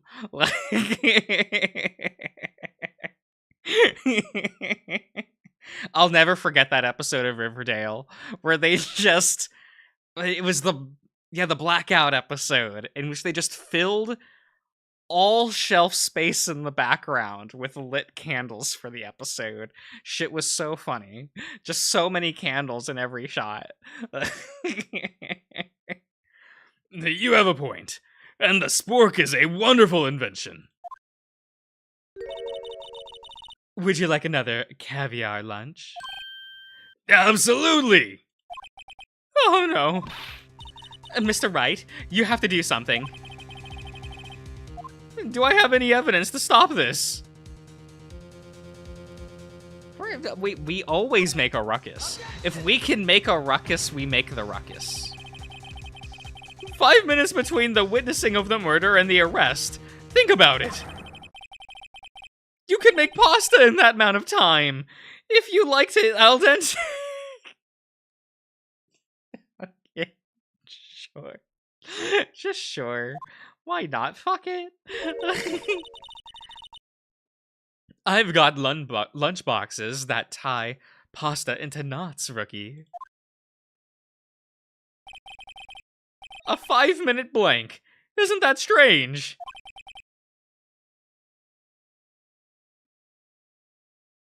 Strange.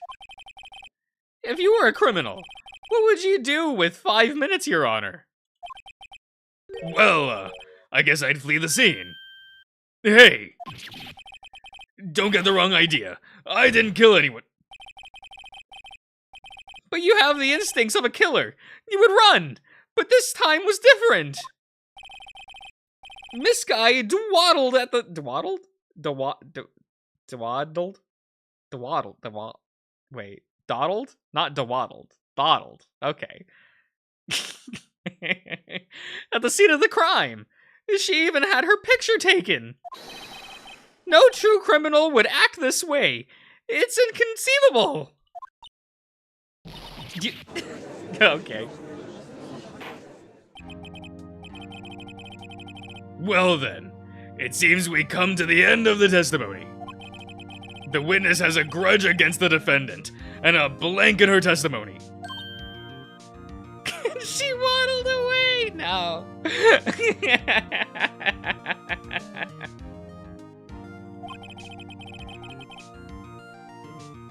Mr. Edgeworth, is the next witness ready to go? Unfortunately, I appear to have overestimated this witness on account of her professional history. We did it. We screwed that can shut. What is this phrasing? What?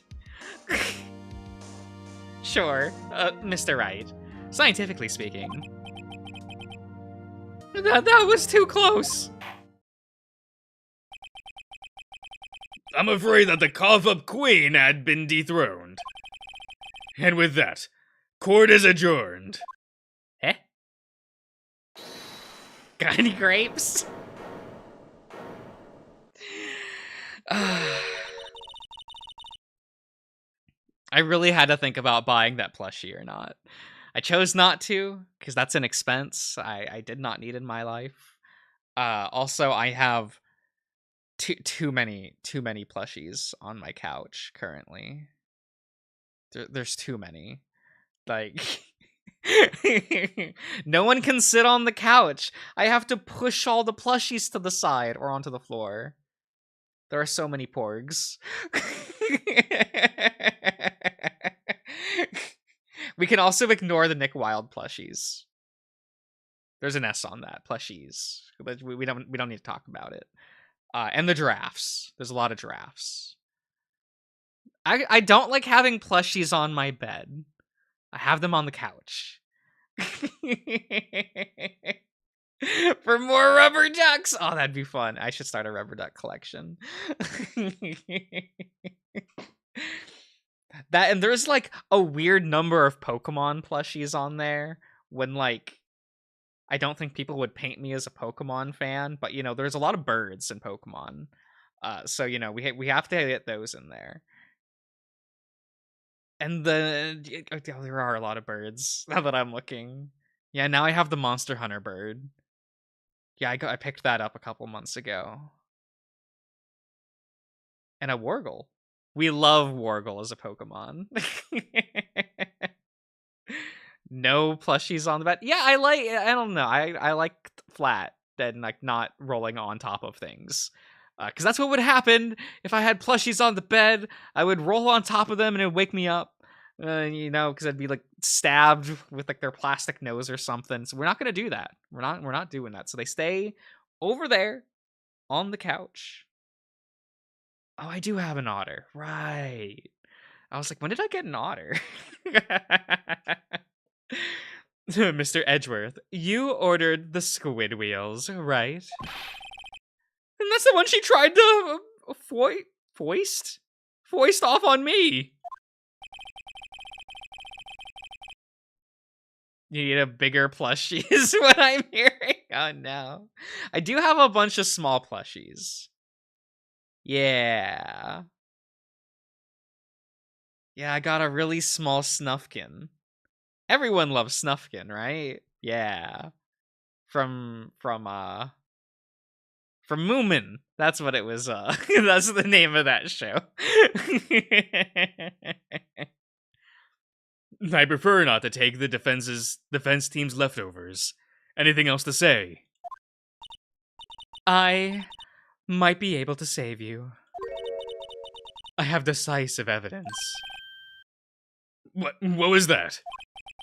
Is this another one of her trick lunchboxes?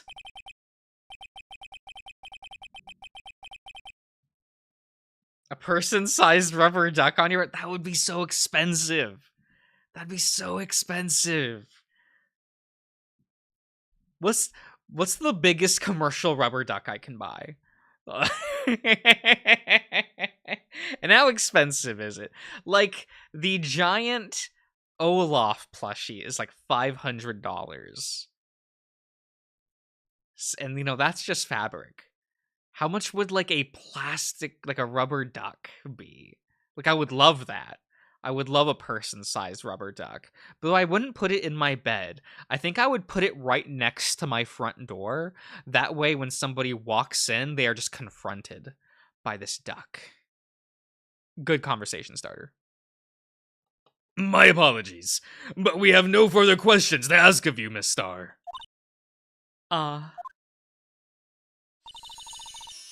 Is this your jumbo lunchbox? A triple-decker. Apparently $40. Now, wait a minute. Do we want to buy two $40 rubber ducks? Or the new Silent Hill game?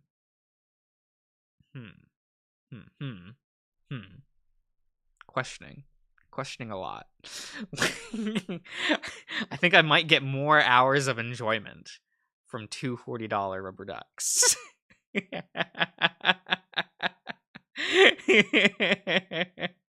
What was the video of, like, the person's house that was conquered by a ton of rubber what? Eh? I don't know, man. Out of defense to the witness's determination, I'll allow one more testimony. Let's hear about this decisive evidence. Like the Lunchland motto says, you won't be disappointed.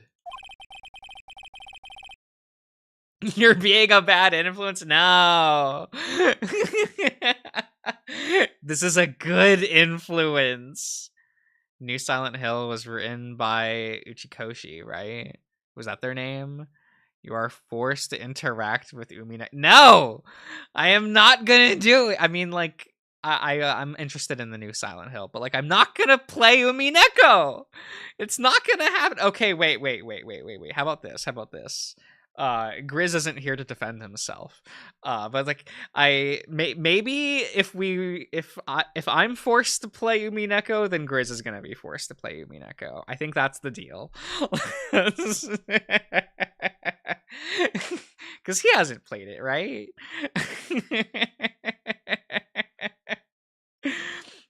That'll be it. That's the deciding factor. Oh, what's she going to pull out of her lunchbox this time? Oh, decisive evidence.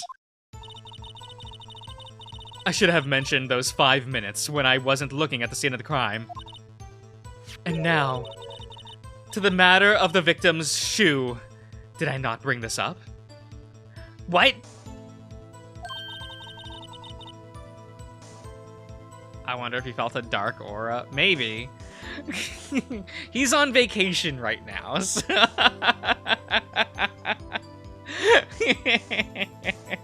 So who knows? 2 types of blood were found on this shoe. One was of the victims. The other blood type matched that of the defendant, Miss Lana Sky. This shoe proves it. It's flawless, decisive evidence. Is that decisive evidence? I feel like you could just stab both people and splatter their blood on the shoe and call it a day. I feel like this is a forged shoe. What? There was blood found at the shoe. Try Lunchland for all your lunch and decisive evidence needs.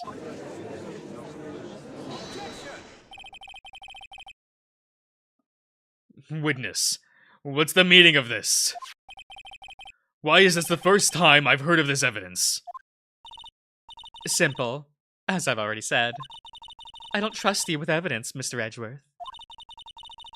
That's why I took the liberty of investigating this myself. And you had blood tests performed. Didn't I mention? I have 3 boyfriends in forensics. Okay. In any case, Your Honor, I can't accept this as evidence. What? You must know the 2 rules of evidence law. Rule 1. No evidence shall be shown without the approval of the police department. In other words, this shoe is illegal evidence. At least for the time being.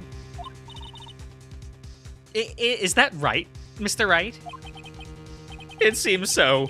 Edgeworth sure is celebrating. Not so fast, Edgeworth. Don't forget, I used to be a detective. As I mentioned previously, this shoe has already been tested by a member of the forensics department. As you can see, it was approved by the police department as of today. Even the general public can produce official evidence, Mr. Edgeworth. Is that right, Mr. Wright? It seems so. Edgeworth is looking pretty sullen. You could at least study some evidence law, really. The prosecution contemplates complaints notwithstanding. It appears that this evidence satisfies the first rule of evidence law. However, it seems you have yet another count against you, witness. Anything to ensure the guilty are properly judged.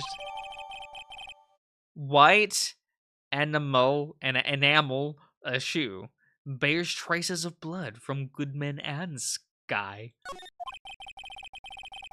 Very well, Mr. Wright. You may cross-examine the witness.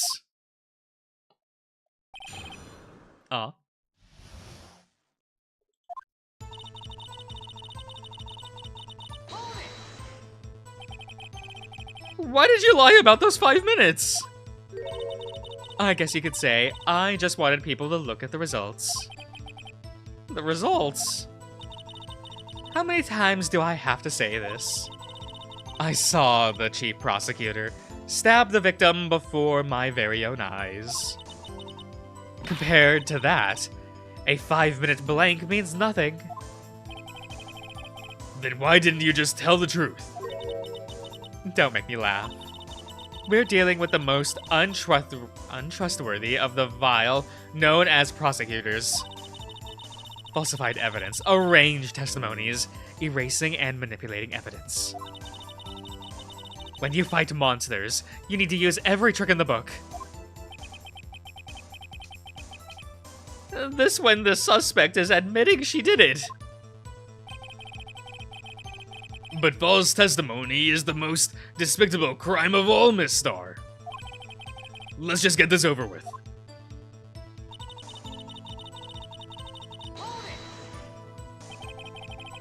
And you found this shoe at the scene of the crime. I detained the, chief prosecutor and testified the police department. I wanted to make myself useful while I was waiting for the police to arrive. So, like an ill-trained pooch, you snuck off with a shoe. I was afraid someone would erase the chief prosecutor's crime. This shoe was my secret weapon, if that should happen. See this fashionable basket I have here? It carries more than lunchboxes, gentlemen. What's in it? I'm happy for you and your lunchbox, really. In any case, you removed valuable evidence from the scene of the crime. Now tell us what you did next.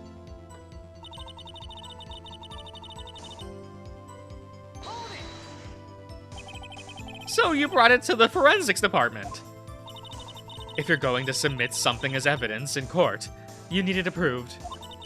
To do that, evidence must be analyzed by a forensics expert. And she got away with her little cope? Because she used to be a detective. Coup? Is that what that is? The shoe does appear to have bloodstains on it. Well, that man was stabbed after all. And that blood belonged to the victim, Detective Goodman. Coup? There, we got it eventually. Half the word is silent. I hate it. Oh my god. Why is it like this? Why aren't words pronounced how they look?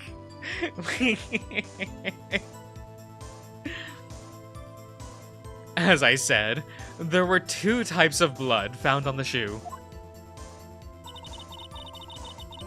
And the other blood matched the Match that of the defendant, Miss Lana Sky. Okay.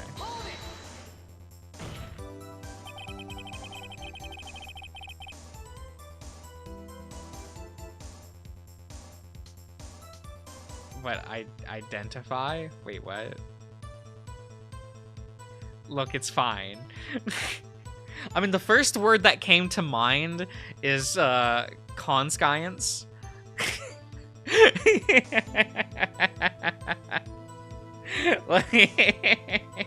How do you get the word? How is it pronounced conscience? It's clearly spelled conscience. You can't say for sure the blood belonged to the defendant with the blood test. You claim to know something about blood tests, rookie. Well, speak up. Well, a blood comes in 4 types: A, B, O, and AB.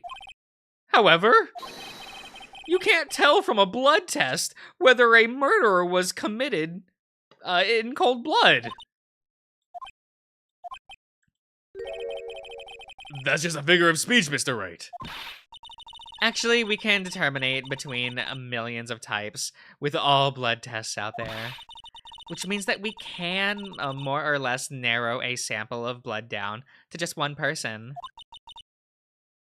Or so I hear, scientifically speaking. That's pretty specific. If I had a little more time, I would have gotten DNA test results.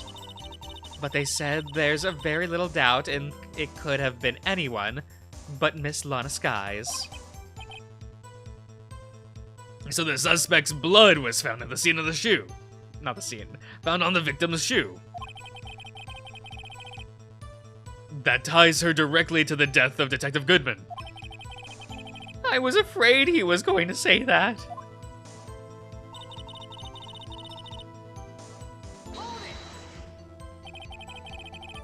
I can't let this evidence go through without a fight. You ordered the peppered fish guts, right? Some like it hot, Mr. Wright. Some, like your client, she's in enough hot water to make a whole vat of soup. Mr. Wright, do you or do you have or don't you have a problem with the shoe? A problem? This is critical. Is there a problem with the victim's shoe? If I'm not imagining things, I'd say there is one crucial problem with this evidence. A clear contradiction. That gleam in your eyes. You're still young, rookie. I'd give you a peppered fish guts now. But you couldn't take the heat, could you? Let's hear what Mr. Wright has to say. What is contradictory about the shoe, the victim's shoe? Show us the problem with the evidence.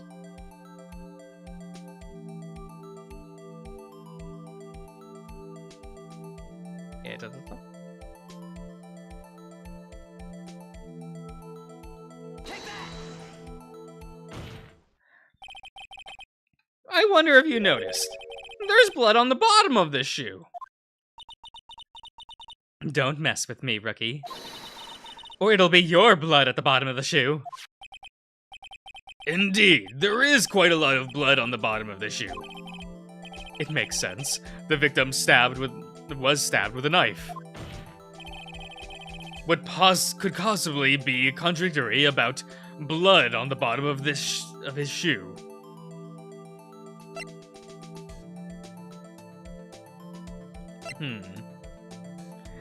The shoe is fake. Yeah, it do be that way.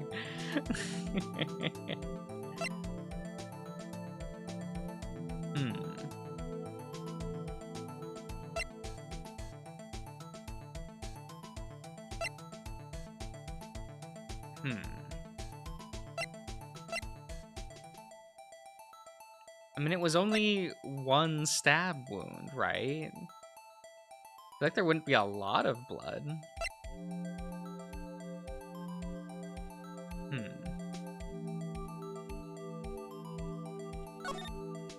And like you have the thing up here.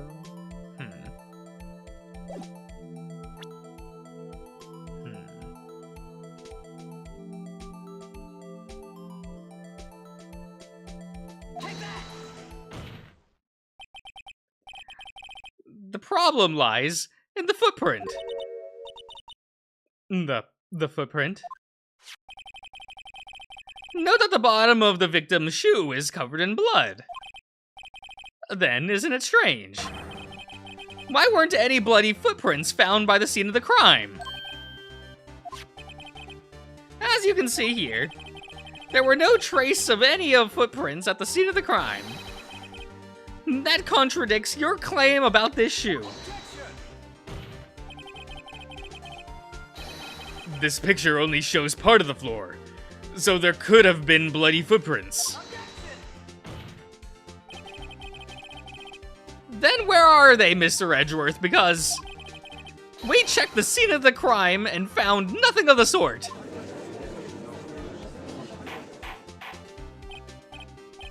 Order! Order!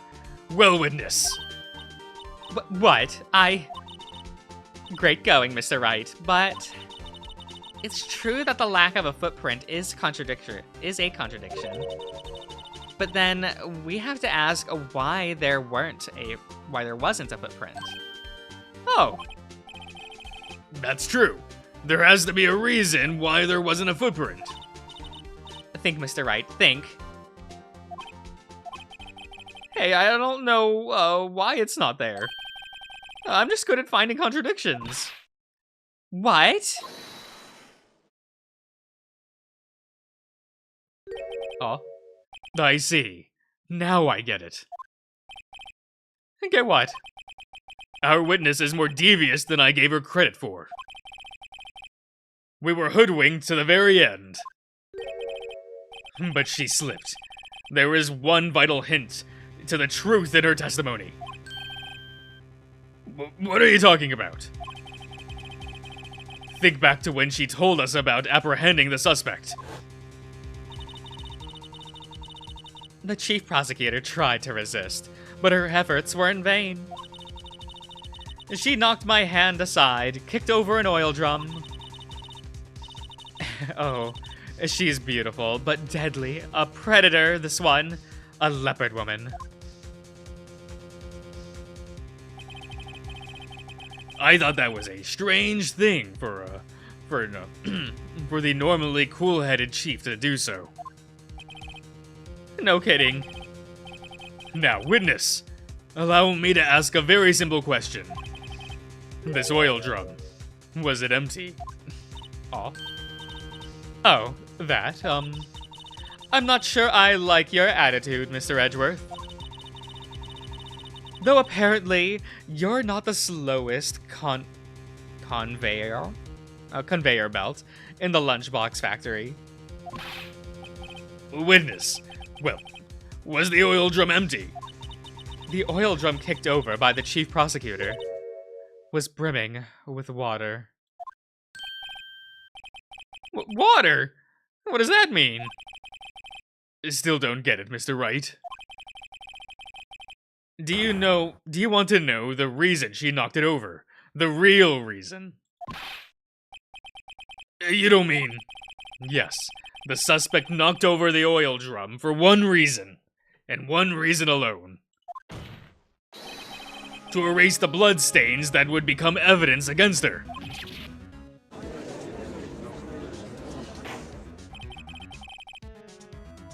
That ties things up quite nicely.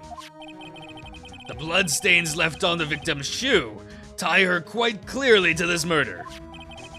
Then, after the deed was done, she knocked over the oil drum to erase the telltale signs. Why, that's a prosecutor's specialty. Erasing evidence.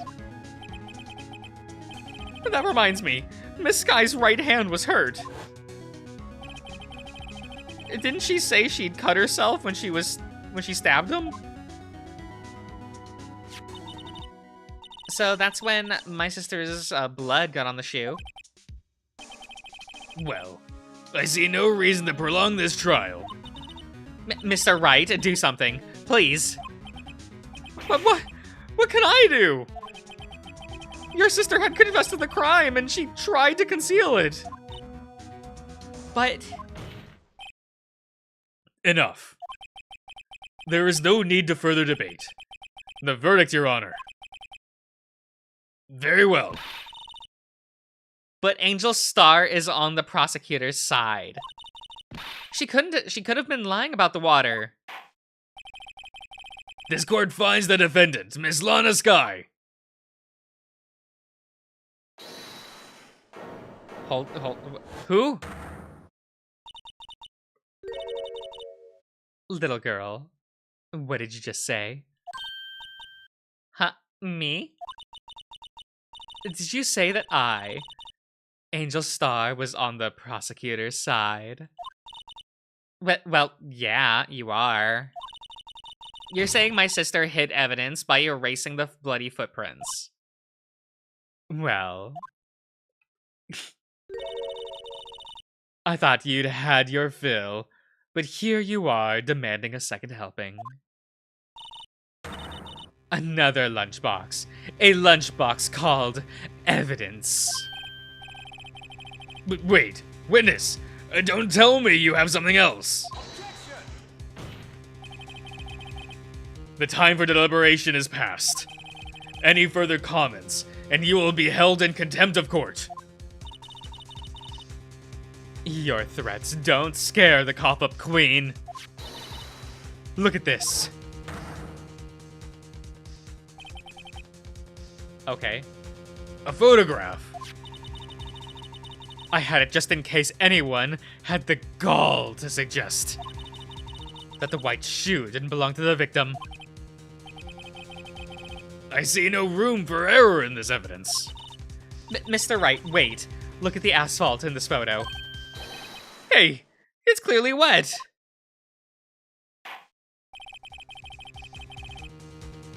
Erasing the last trace of evidence, last trace of doubt from the court's mind.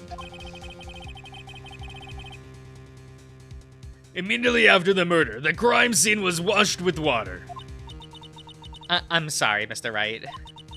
I guess I couldn't help after all. It's not your fault. I knew I couldn't win this case from the beginning. And it seems this is what your sister wanted anyway.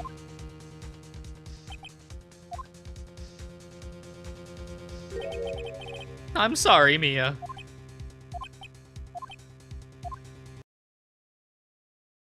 Right. Wet or not. Don't be so quick to throw in the towel. Get yourself up off the asphalt.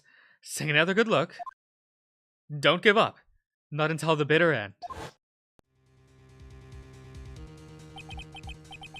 This is the last piece of evidence. Very well. This time I'd like to declare a verdict for good. A woman! God, yeah, she do be jump scaring us every now and again. Personally, I can't wait for her to rise from the dead and testify in trial again. Your Honor, wait. What is it with you people? Can't I hand down my verdict in peace anymore? Whatever it is, can it wait? No, it can't! Then it will be too late! Oh, look at this photograph, the last one submitted! This trial isn't over until we give every piece of evidence proper consideration. So, Mr. Wright, are you saying there's a problem with this latest piece of evidence? Yeah, I'll think later. Yeah, there's a problem. Right or wrong, I've got to go ahead with this. Here, let me... Yeah, I suppose, since we've come this far, we should give every claim a fair shake. Very well, Mr. Wright. Problem with the photo?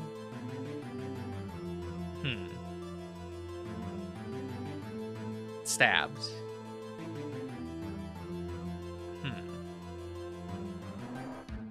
What? Edo? Is it that? The problem is this photograph is here! What's this? There's something poking out of the car's muffler. Wait just a moment, Edgeworth. Your Honor?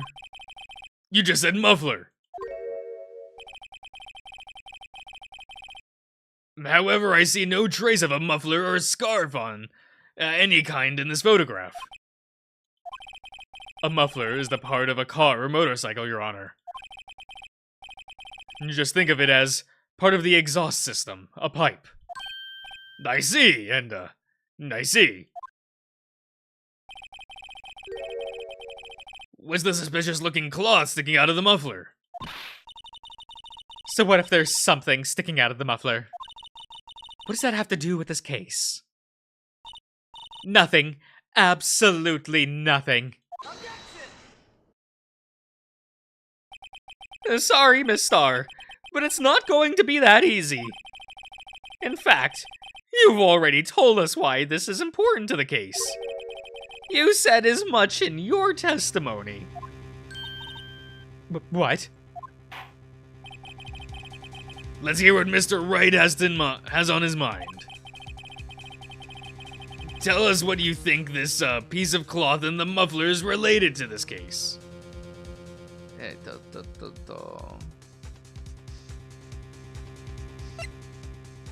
Presento?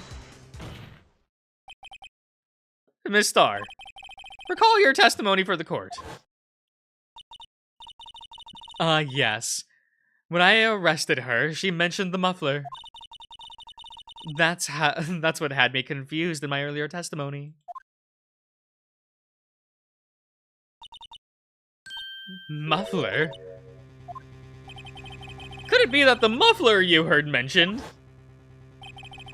was actually this exhaust pipe? If so, that means this piece of cloth is vital evidence. Oh, okay. Boy, she going.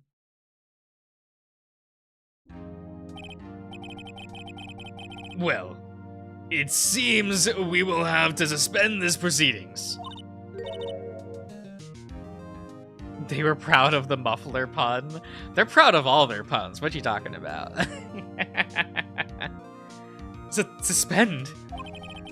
I find myself wondering about the piece of cloth. If we leave any questions unanswered, here we do a disservice to the law. Have the car at the scene inspected at once and bring me that cloth. The verdict will wait until after we've seen all the evidence. Agreed. I suppose so. That was close.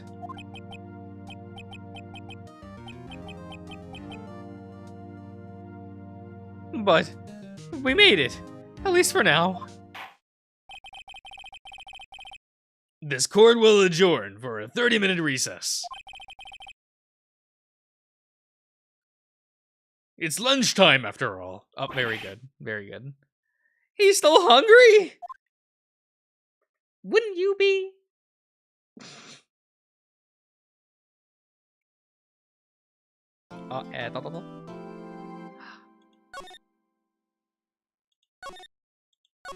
There we go. Were you thinking of the car muffler? Or the... Are there scarves called mufflers? I don't think I've ever heard of like an article of clothing called a muffler. Like I was confused that whole time, just going like, okay, if you say it's an article of clothing, you do you. I don't know what that is. Oh well.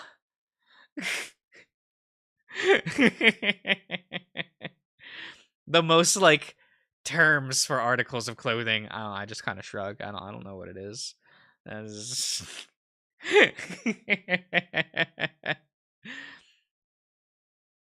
Appetite? It's fine. It's fine. It's fine. Similar as I said to a scarf. Yeah, but like, what makes it different from a scarf? Is it like length? Is it like, what's the difference? Like, I don't know. I don't know at all. It's fine. It's fine. But we'll be wrapping up the stream here. So we'll be doing like, I guess, like trial ladder. Wait, have they split it up like that before?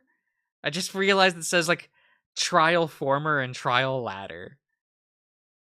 Usually it's like day whatever investigation, day whatever trial, right? Huh. Weird. That's very weird. But all right, everyone.